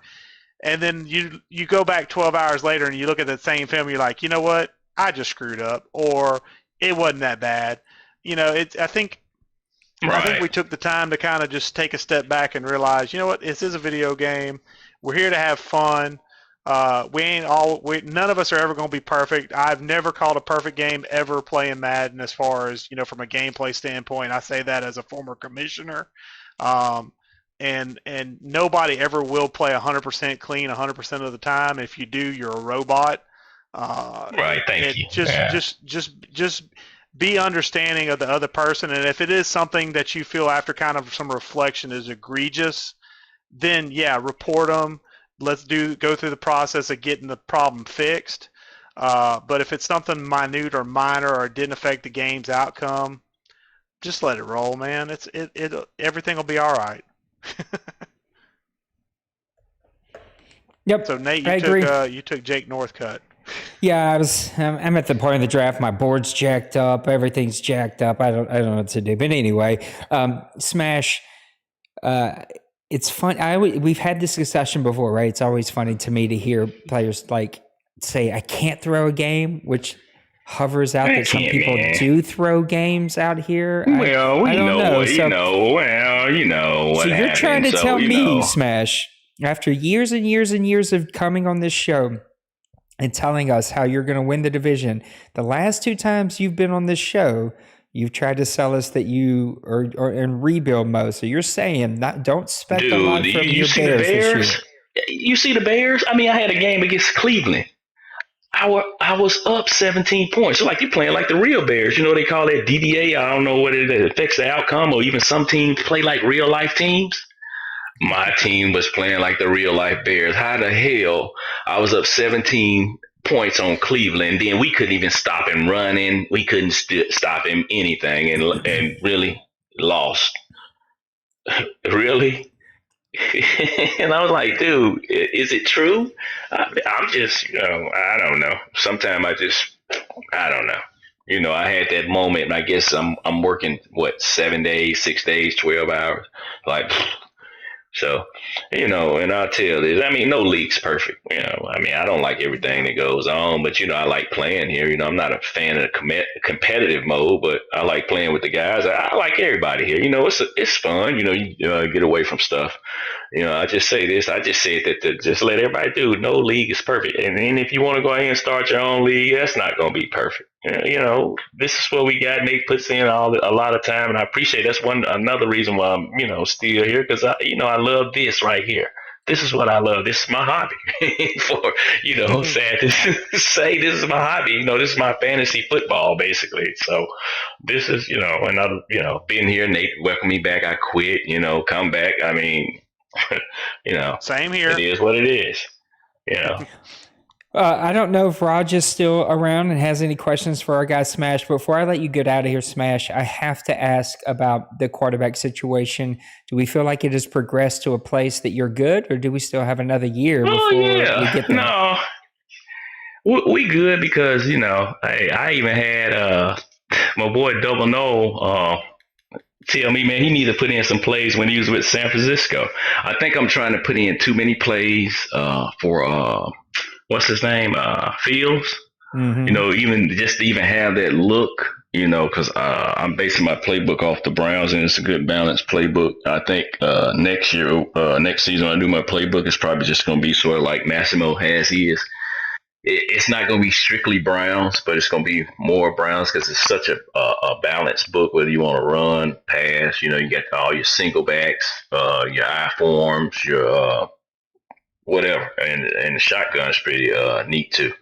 But I think if I just like you said, just play within, run the ball, and like I did at the end of the season, a couple of games, just play within Fields, bring them along slowly, because you want to use that. I got a new toy. My thing of it is, one game I just went in just passing the ball. That's not my game. My game is to run the ball, play defense, and try to take timely shots with play action passes, and now that, we've opened it up, I run some 3 wides and some shotgun stuff, and I'm not going to bring that up, but like I said, like Wynn said, hey, calm down after the game. And I'm saying this to everybody, but if you feel a certain kind of way, it is pointed at you. Calm down after the game. I get this a lot. That's why I say people are believing their PPL hype. I'm going to name 3 guys or 4 guys. I'm going to name 3 guys in the NFC. First of all, D-Money. He's King Kong here. So, and you got, Trey's come along and D-Wayne. Okay. And the other guys, they don't even play here no more. In the AFC, you got Brady now and Nipples. So, and then Colin. Outside of that, man, everybody else is just, we're all in the same gang. So don't get upset if I beat you. I can play. It's not that hard. I can play. And a lot of time I have time on my hand at work, because all I do, if you ever seen the Jetsons, I push a button. So I watch your games. And when I played you. So, like I said once before, the guys that are constant here, if you take something away, they're going to adjust. And if you can't adjust, or they got a weapon like D-Money and D-Hop, and he puts them in places where he know how to get the ball. Because me and him, I play him close all the time. But then he go like Julio Jones, D-Hop. Julio Jones, he was just playing with me like, how a cat plays with a mouse. So, to say that, man. Yeah, that's D-Money. Right, just to say that, man, just have fun. Everybody's not going to win the game. I mean, it's Christmas time right now, so just enjoy it. It's Christmas right now. We didn't open the presents until, maybe about week 5, and you're like, man, I don't have a chance. I mean, we all do that. So, and then, just play. Like, my goal at the end was just to, try to ruin a couple of guys' playoff chances. Bill is my buddy. I beat him. I think I came back. I should have submitted those 2 games as classic, but I think Nate had texted me on one. I was coming in to work. He said, "Did you switch on?" There was a post. I forgot who I beat. I think it was Peppers. I think I threw that post route and into the end zone for the touchdown and with AR-12. Man, that was sweet. That was so sweet. It's a nice play. Yeah, and I was like, dude, I had to switch off. That's why I went and got what's his name from Green Bay, the other big body receiver. Because you can't Lazard. Yeah, because Mooney, he has drop pass traits. Yep. And it really didn't affect. I think it doesn't come into effect until like you get momentum against you, because that's the only time I saw it. So, but Nate, I'm sorry, I hadn't been more entertaining. But how can you be entertaining, man, when you're looking at you've been way above and beyond entertaining. You called out 85% of the league, so I think. You called out everybody but me. I think you did great. Raj, I got to go make my pick. Do you have any questions for our guy Smash? No, he's covered it all, man. He's very good. I mean, what's up, Raj? Not detailed. I mean, what's up, Raj? How you doing? I mean, I'm not perfect. Hell, I do it too. So it is what it is. I call myself out, Hey, but I'm happy I got this running back, Larry McCoy. He's 91 speed, 93 acceleration. So 84 change of direction. So now we got a speed back in Montgomery on his last leg. So, because go ahead. No, because my thing with running backs, I don't want anybody over 6 foot, and at least you got to have. I mean, they increased the speed to 87, and I think I got it up to 88. You got to have certain things you look for, because especially when you don't get the top guys, and like you guys are talking about, there's certain things I look for, like running back. I don't want anybody 6 foot, 5'11", and he could be 87 speed. Man, let's say 87 speed and 95 acceleration. That's good. And I think when y'all were talking about linebackers, it was this one linebacker. I can't think of where he was from. He was a left outside linebacker. I think he had like 82 or 80 speed. Somebody took him. I was going to take him, but I didn't have a 4th round pick. But like you said, there's certain things you just look for. I mean, because if you don't get those top guys, and certain things you just, I don't want a linebacker on the 80 speed. I don't care what system we play, unless he just got because I got the Patriots in the deuce, and I have what's his name, the big guy out of Florida that's been there forever. He's slow as all get out, and somebody just picked him up. Dante Hightower. He will not make it to the outside. He and the other linebacker right next to him, they both of them 260, they're thumpers, but they're not going to the outside. You're not going to stop anybody on that. What's that pass? What's that run? What is that run? Stretch tosses. You can forget about it. They're not making it out there. They will not make it out there. So 82 speed is my minimum. If you don't have that, and that's for that, and then if I do have a slower linebacker, I'm gonna put him at the right outside linebacker. So that way, and that's another thing I would say to people: if you like using the D line, I would say try to use a linebacker that isn't covering anybody. That would be the weak side linebacker. So in the 4-3, or that would be the second inside linebacker in a 3-4. So if you have problems, just try to take the one that's covering the running back. That'll be easier. Try to learn how to use her. Because I was one of those guys, like, I really didn't like, being in coverage a lot. I do it every now and then with the D line, but then I couldn't master the D line. So, just find something. As they say, make you lemonade. If they give you lemons, make lemonade. Just find something. There's something here for everybody. So, And hey, and on that, I respect everybody, and it's all love. We joke and kid around, so don't take anything to heart that I said. But just be mindful. With that finger pointing, just be mindful. Well, our guy covered it all. I don't think there's much more that we could even remotely try to talk about. No, but I mean, it's fun. Like I said, I think I will say, I think you know what's going to be interesting. I don't know if Nipple plays the Jags. That's going to be interesting. That's going to be interesting because I think it is what it is. I mean, it's just something that happens. I don't mean to bring it up, but I want to see that game. That's going to be an interesting game. And Nipples, I just say, hey, if you just gotta get on your horse. I think you felt like you could beat Brady, but I think it was just Brady's year. To be honest with you, I think I think he found his niche, and now I think he's the king of the AFC. So y'all got to come for him. Collins, Nipples, and you got to get somebody else in the mix. And I think Ross. So just a little early preview of what of what's going on in my head right now for it's like the upcoming season. That's the AFC side. And the NFC side, well, we know we're looking up at King Kong. So Dwayne, Trey, Maniac.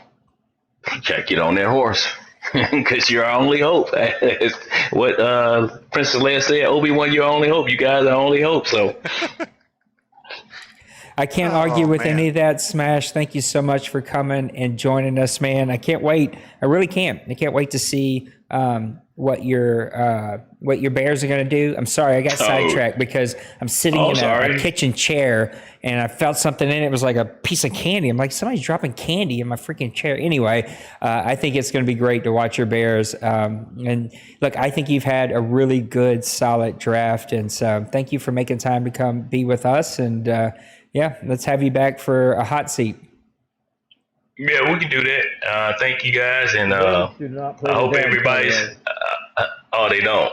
Oh, okay. Well, that'll be a playoff heat then. That'll be a good game. And Nate, maybe we can get together and you can call a Packers Bears game. Because you don't want to call a Lions. You don't want to call a Lions Bears game or a Vikings. You could probably call a Lions Bears game, but I definitely don't want to call the Vikings because I'm just dude. He just took me to the woodshed twice. So. Well, thank you again, Smash, man. I appreciate you. A lot of love for you, and we'll talk again soon. So there you have it, friends. All right, man. Y'all take it easy.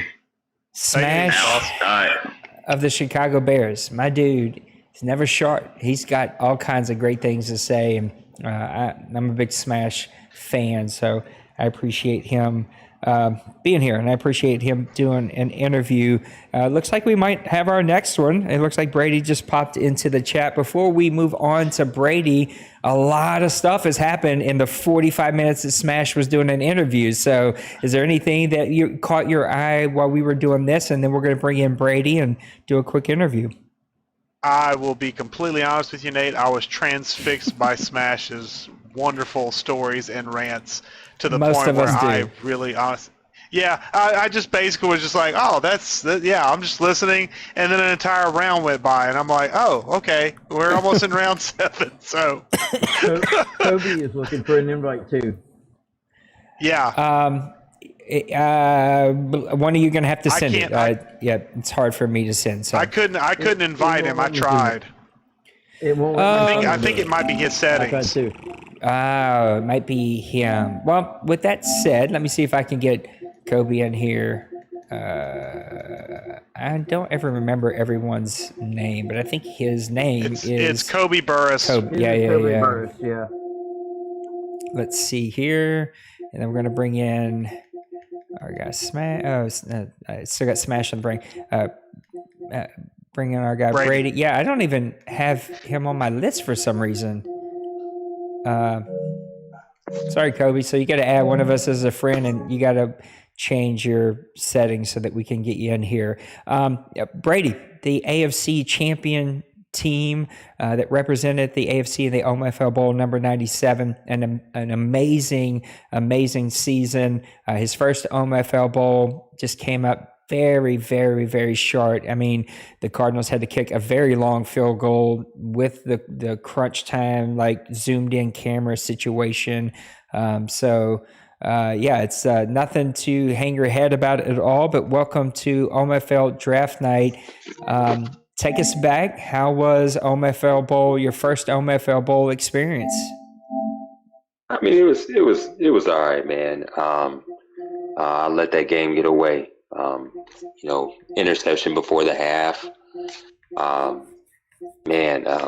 So he had mistakes I made, interception before the half, that big 3rd and 21 conversion that went on into him getting in range for the game-winning field goal, and then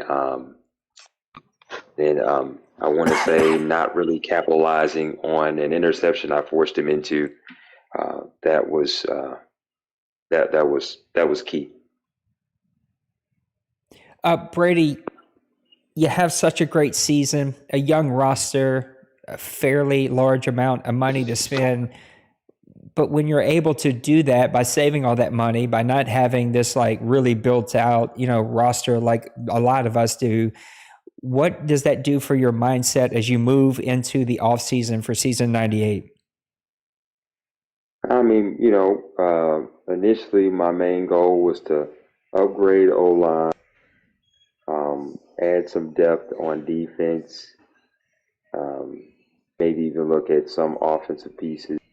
But for the most part, it was O-line was the big thing, because at the end of the day, my wheelhouse, my go-to is the run game.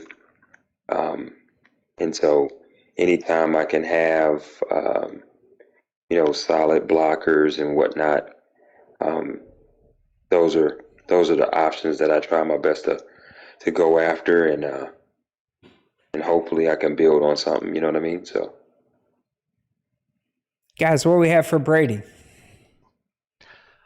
Well, I think what I want to ask, I know you're about to make a pick here, Brady, so I'll try and keep it kind of brief. What was I don't know if you spent a whole lot in free agency. I didn't keep track of your moves as much, but I guess as the defending AFC champs, you really didn't need to make a whole lot of moves. You talked about O-line. Do you feel like you need to get any better maybe on the defensive side of the ball? Is there any defensive acquisitions you either wanted to make and made or still need to make with this draft? Unfortunately, with the cap situation between the pre-CFM and post-CFM was a little bit different. So I didn't have the same amount of cap space that I did then. So I ran into a situation where there were some certain pieces that I actually were eyeing to sign in the pre-patch. I couldn't sign in the post-patch because just the money just didn't line up how I needed it to. So I ended up some pieces walked away that I didn't really want to get rid of, but in the end, you got to make the moves that you need to make to. You just go with what you're handed or dealt, and that's what I did. And now we'll just kind of, see where the draft leads us and prepare for the next season. Brady, your team ran like a four-headed monster sometimes at running back. You're so full at running back. Is that going to be more of the same moving into season 98? Will we see B. Moore get more of the bulk of the carries? What is kind of the plan there with the running back situation? With my sub sliders, and the fact that I actually have 3 running backs, that if I was to release, 2 of them outside of BMO, if I was to release 2, there's 2 running backs on my team that hands down would get picked up within a moment, ET and Robinson. But in the draft, I was able to sneakily, somewhere in the 6th round, I was able to snag a hidden dev running back from Grand Valley State, some mess like that. I've seen that pick. Yeah. So now, whoever the third back is, which at this season it was ETN, there's going to be a little bit of splitting of his time and his reps. Of course, BMO will carry the load, but I got to keep everyone healthy for a playoff run, and and go from there. Of course, Shark is close to Winivus and I's heart because he's an LSU player. He really shined in the OMFL Bowl and really throughout the playoffs.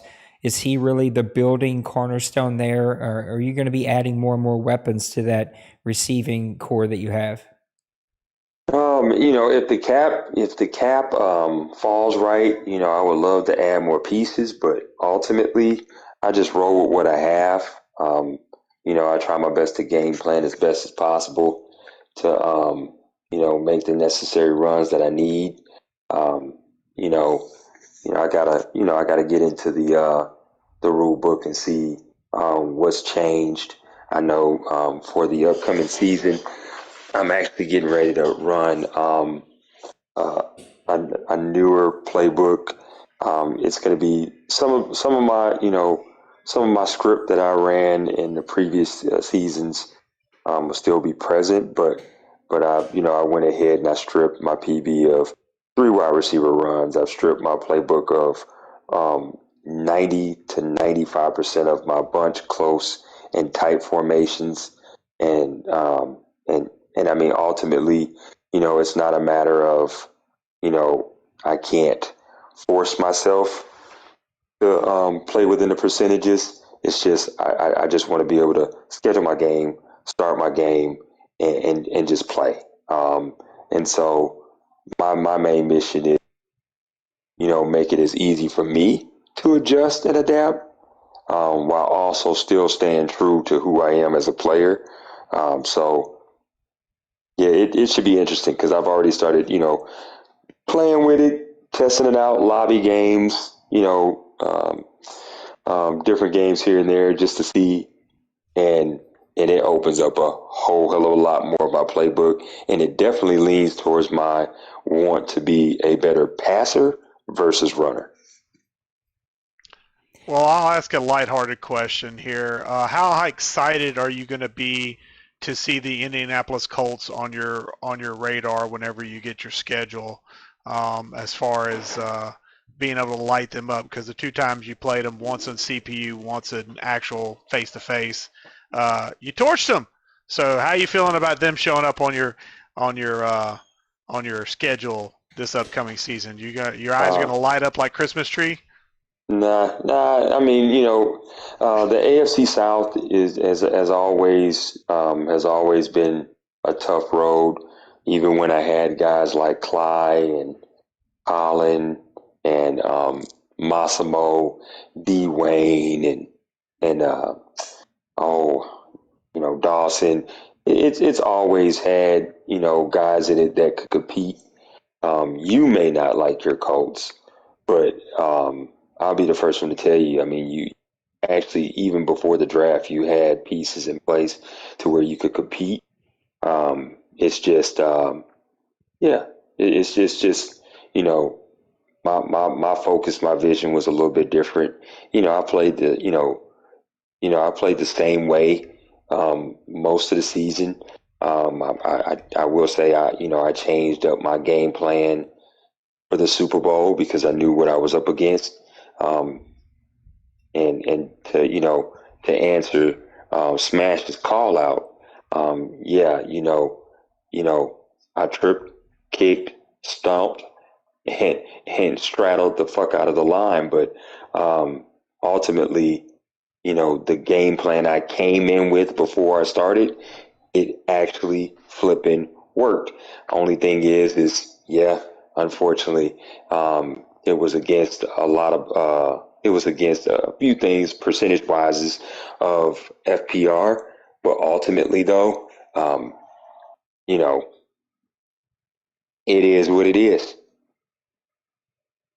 Yeah, it was a hell of a game. The OMFL Bowl was. I helped commentate it with Nate, and Hmm?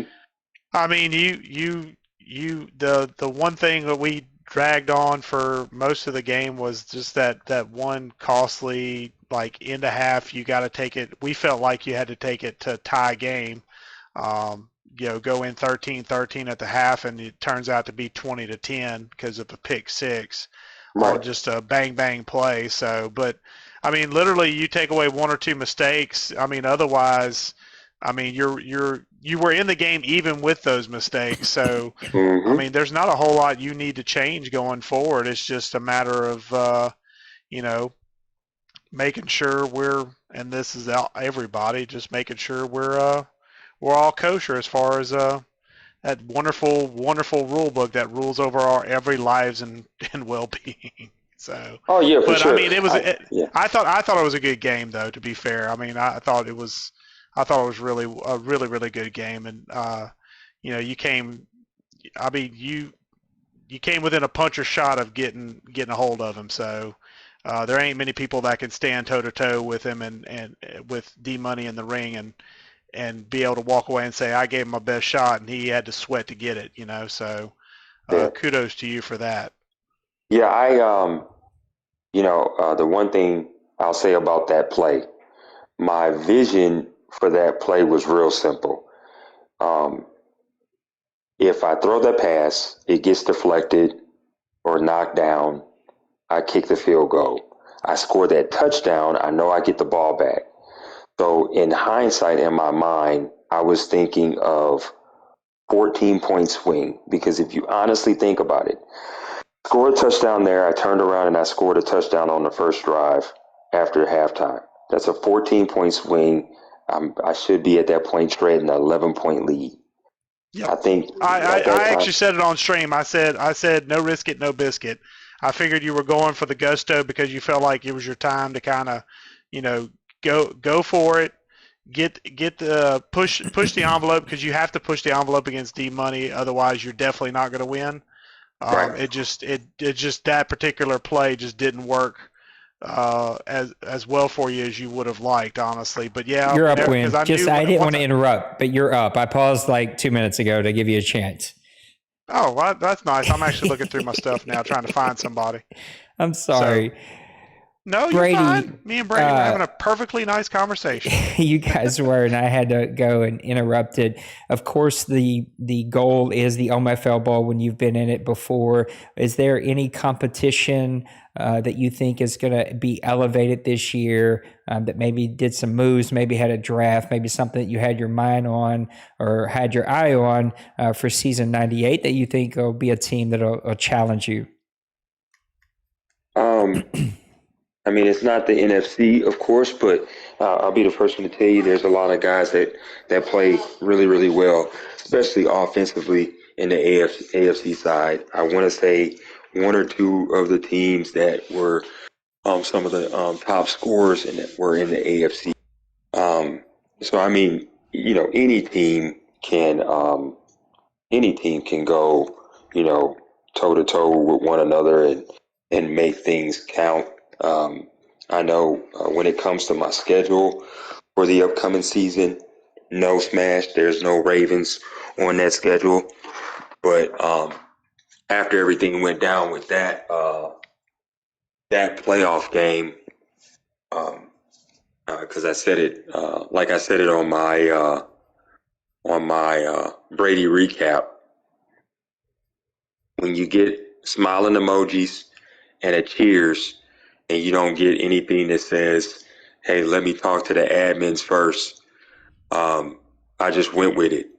Now, if me and him play, I'm letting my board know now. Right now, I will try my best to be nice,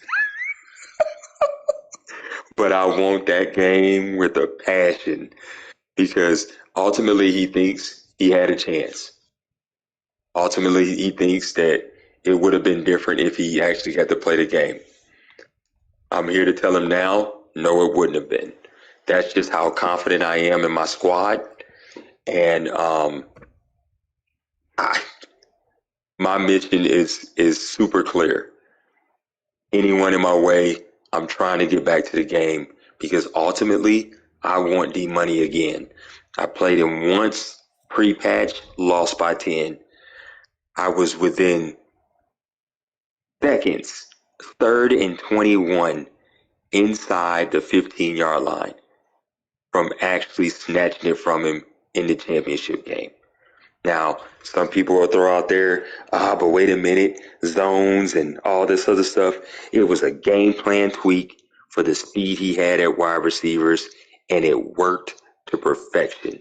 Now, granted, is that according to the rules? No. But ultimately, game planning is what it's supposed to be about. And I game planned the Super Bowl to perfection, and I only lost by 3. So yeah, I mean, my looking at my schedule, man, I got a lot of talent that's coming my way, and I'm coming straight for them right from the jump. Well, there we have it. Brady of the Jacksonville Jaguars. He'll be right there again battling for the AFC, and everyone, I think, fully expects him to be the team to beat.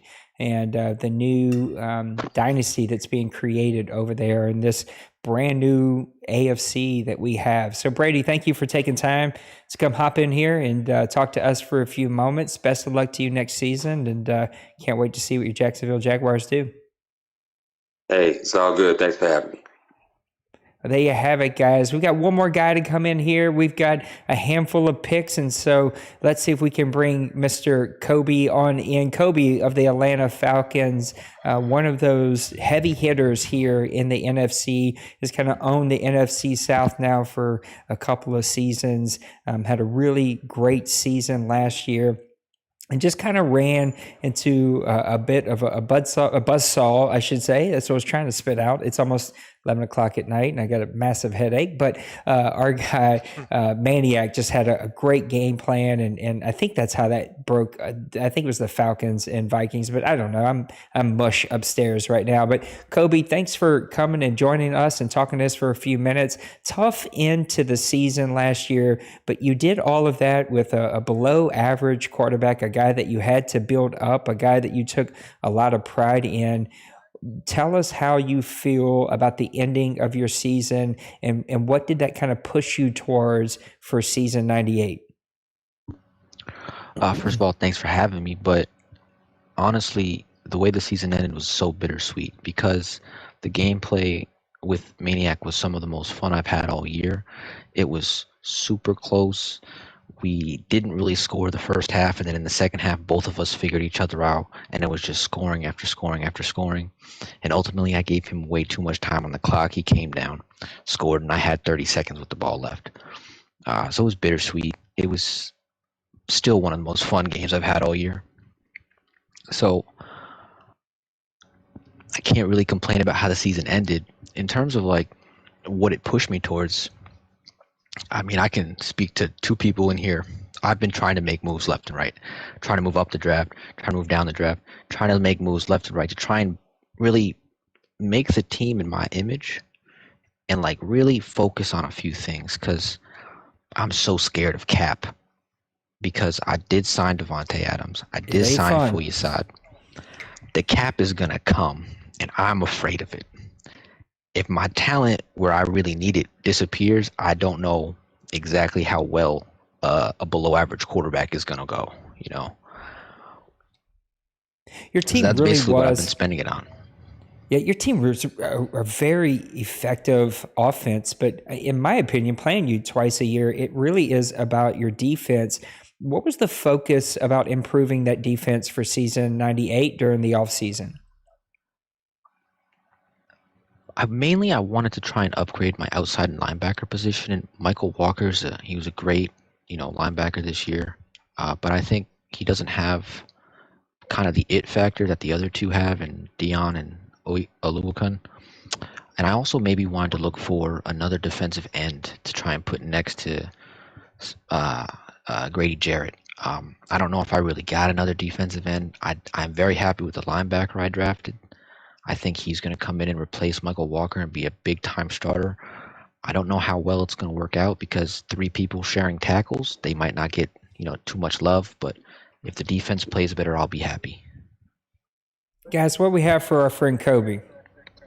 Well, I was going to jump in here, Kobe. Yeah, you'd mentioned that you've been wheeling and dealing. You and I had talked a little bit about a deal that ended up just falling to the cutting room floor because we couldn't really come to an adequate arrangement that we were both satisfied with, which is fine. That's the way business works, and no hard feelings. But as far as like free agency as a whole, you didn't upgrade your quarterback position, so it looks like you're going to run with Philippe Franks from here for the foreseeable future to kind of, I guess, save yourself some cap pain.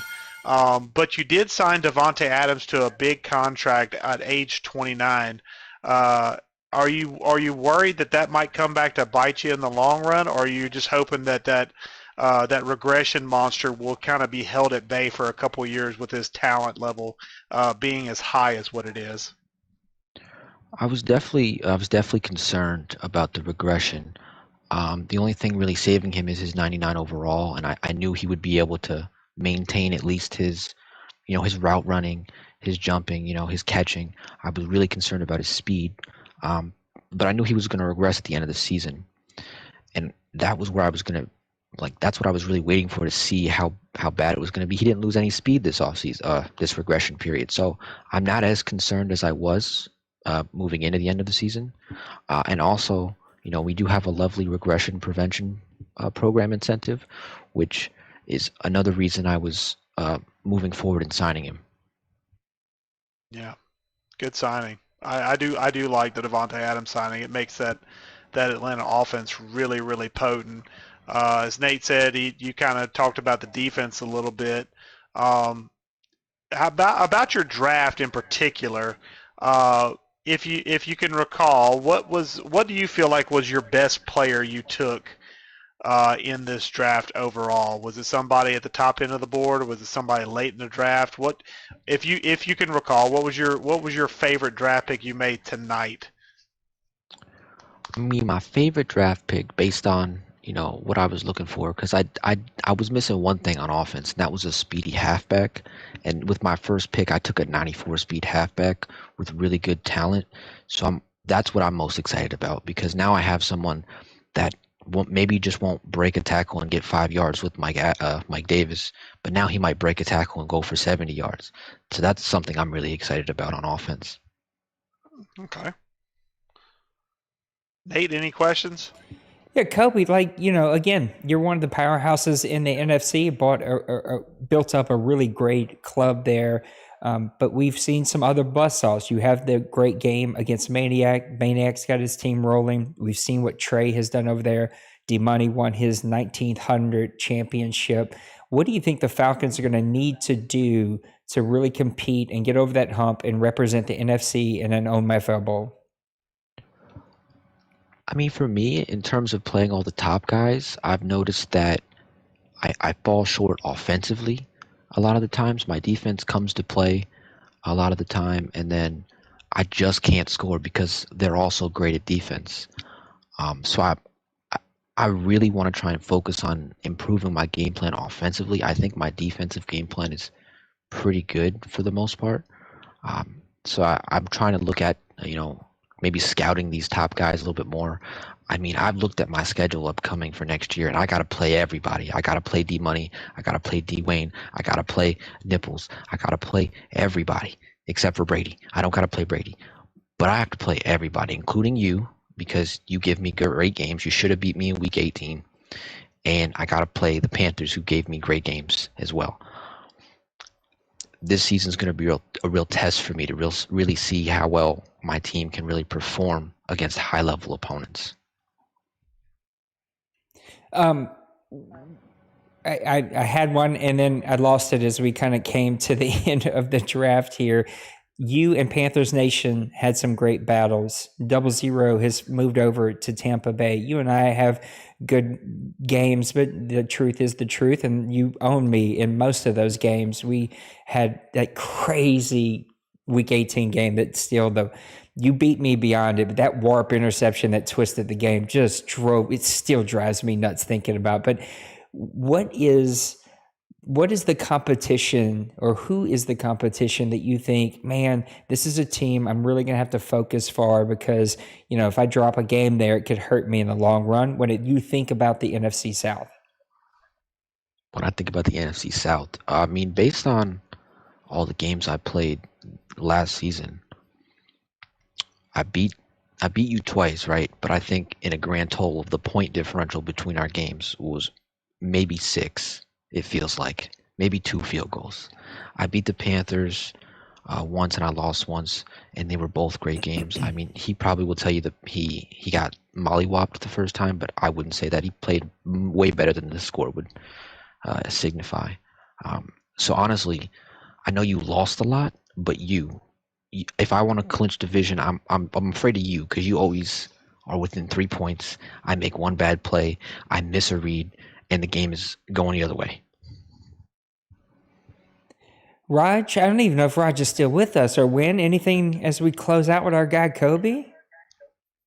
I think he just kind of said it all as far as the Falcons Saints rivalry in a nutshell, like in real life and in OMFL. It's always a close game. It's always within a score of each other, and anybody in that game can win at any time. And I think the Falcons, with the extra year, especially getting kind of a full year's worth of Devontae Adams along with Calvin Ridley, that's a scary offense to have to deal with. And then you got to throw in, there's also a 90-speed tight end and Kyle Pitts sitting there too. So the Falcons are going to be a nasty offensive setup. If Kobe, if you can get that offense clicking and humming on all cylinders, I think the sky's the limit in the NFC for you. So. Well, Kobe, thank you so much, man, for joining us. Your team's one of the funner teams to watch. I knew that you would rebound just fine without some of those early sliders that we had, and you did just that. And so I'm excited to kind of see what happens to your team as we move into the new season, and we wish you nothing but the best of luck, man. Absolutely, guys. Thanks for having me. The broadcast has been great. I've been watching since the beginning. You guys did a great job tonight. Appreciate it, man. Thank you for being here. Appreciate it. Well, there you have it, man. We've made it to the end. Oh, and I heard our guy, man. I heard our guy. I'm trying to do too many things at once here, Roger. So let's put a bow on this. I'll run everybody through what the schedule is going to look like here tonight. And then we'll put a bow and we'll get on out of here. So, Raj, I'm gonna start with you. Injuries, Maniac, are off. I turned them off, so you should be good to go. And then I'll announce the schedule after our guys put some closing thoughts. I love what the New York Giants did. I love what the Tennessee Titans did. I think the strong got even stronger. Wynn said that several times tonight. Some of those top tier teams, the Cardinals got a great middle linebacker. The Jags had a great halfback. So look for those guys to make some deals. They're going to make them even stronger, get more draft picks. And that's what good teams do, man. They know how to will and deal and take care of their team. Put some bow on the OMFL Draft, Raj. I think our first one ever together. It is. But no, I was here for the last one. For the last one last year. But this is my first one that I've been on stream. Great draft class. Looks like we're going to be loaded down with some rookie signal callers jumping right in and going for broke. I see one, probably no less than 5 of these guys are going to start day one. So that's certainly something to look for. That's huge. Yeah, that's a huge draft class. I mean, there's like 5 of these guys that are just going to step right in and take the ball. Yeah, and that's what if you got one of those guys, that's what you wanted. So, I think for me. I was still kind of surprised, even though there was a pretty good run of them late. I was surprised the cornerback position went as late as it did. There were still a lot of good players there in rounds 4, 5, even maybe 6 as far as athletically speaking. That just was a huge surprise to me, how much they were there still. And I think that may, I don't want to say it's a change in the tide a little bit, but it was just a surprise to me to see that level of focus, not on cornerback and speed, but more on focusing on team needs, which is a pleasant surprise for a Madden game, honestly, as far as that goes. But I feel like there's still a lot of talent out there, and I think we'll find that once we get into the practice squad side of life. There's still a lot of talent out there to grab. and put on your squad if you need some spots available as far as practice squad and things of that nature. So just because we're done with the draft does not mean we're done with these rookies. There's still some rookies out there that look pretty decent, if only in a practice squad role. So there's depth out there to be had for those of you that want to fish it out. Yep, I agree with you guys. So here is what we're going to do. Remember, do not click this Hall of Fame induction. If you do and you get the bonus, we're going to take it away from you. And unfortunately, I don't have anything else to kind of hover over. We're going to put you up for boot removal. So I'm asking you, please be nice. Do not click that thing. I almost clicked it because I didn't read it. I was like, oh, that's something I got to do. And I was like, oh, crap. So I get it. Mistakes happen. And if a real mistake happens, it's okay. But if we get into like week 2 and somehow somebody figures out that you clicked it and didn't say anything, that's naughty. Don't do that. Here's how it's going to work. I'm going to take this down. We're going to go 5 minutes per round. We're going to stop in round 4. Scouts are completely free for all. As you see me kind of going through them, do whatever you want for your team. It's a free for all. Somebody help me with the rules. I think free agents, you cannot sign free agents until week 4 of the preseason, but I think it is 68 in overall, 69 in overall, something like that. Check the FPR. 67 plus. 67. So 66 and lower are fine. 66 plus, you free for all. Go do you. 67 and above, you need to put in a waiver claim, and Dwayne will start closing those waiver claims tomorrow, or the board will. We will also, you need to sit to 53. You need to get your practice squad set. You have 24 hours, probably less than 24 hours because this was a late draft. We will probably advance Monday night around 8 or 9 o'clock, depending on when teams get set Central Time, to week number 1 and begin to play. Brand new FPR is out there, so make sure to go check that. And I think I covered it all. Did I miss anything here? Nate, I've been on this broadcast just as long as you have. Trades are now officially back open, so you can start trading again.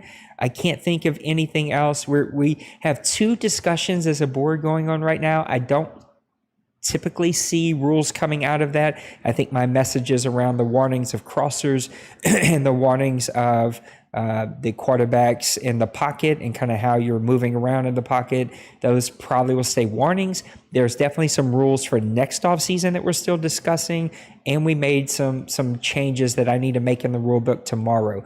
Tonight, officially, do not submit another thing. If there is a timestamp before 10 o'clock tonight, I will just delete it and act like I've never seen it.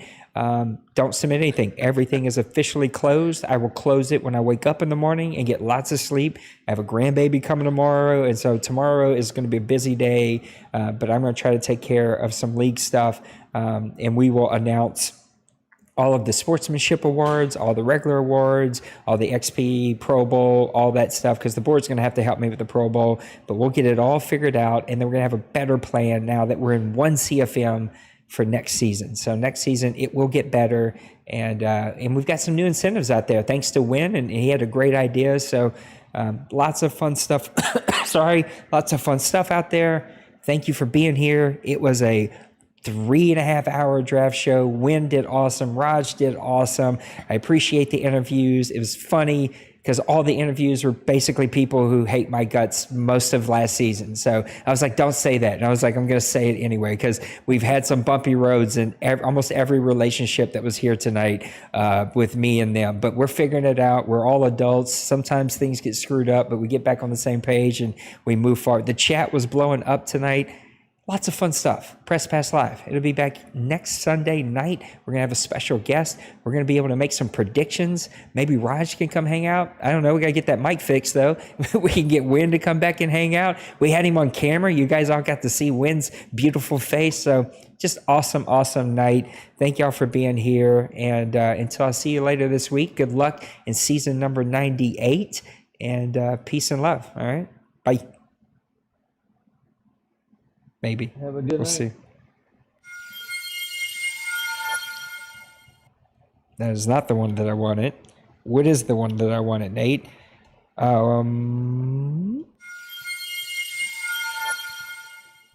not what I wanted. Instead, we're watching Win take off his headphone. That's what we're doing. Oh, my. my God, I'm going nuts over here. Okay, Hit the now I know right it. button. I am. I promise it's coming right now, I think. Now I got it figured out.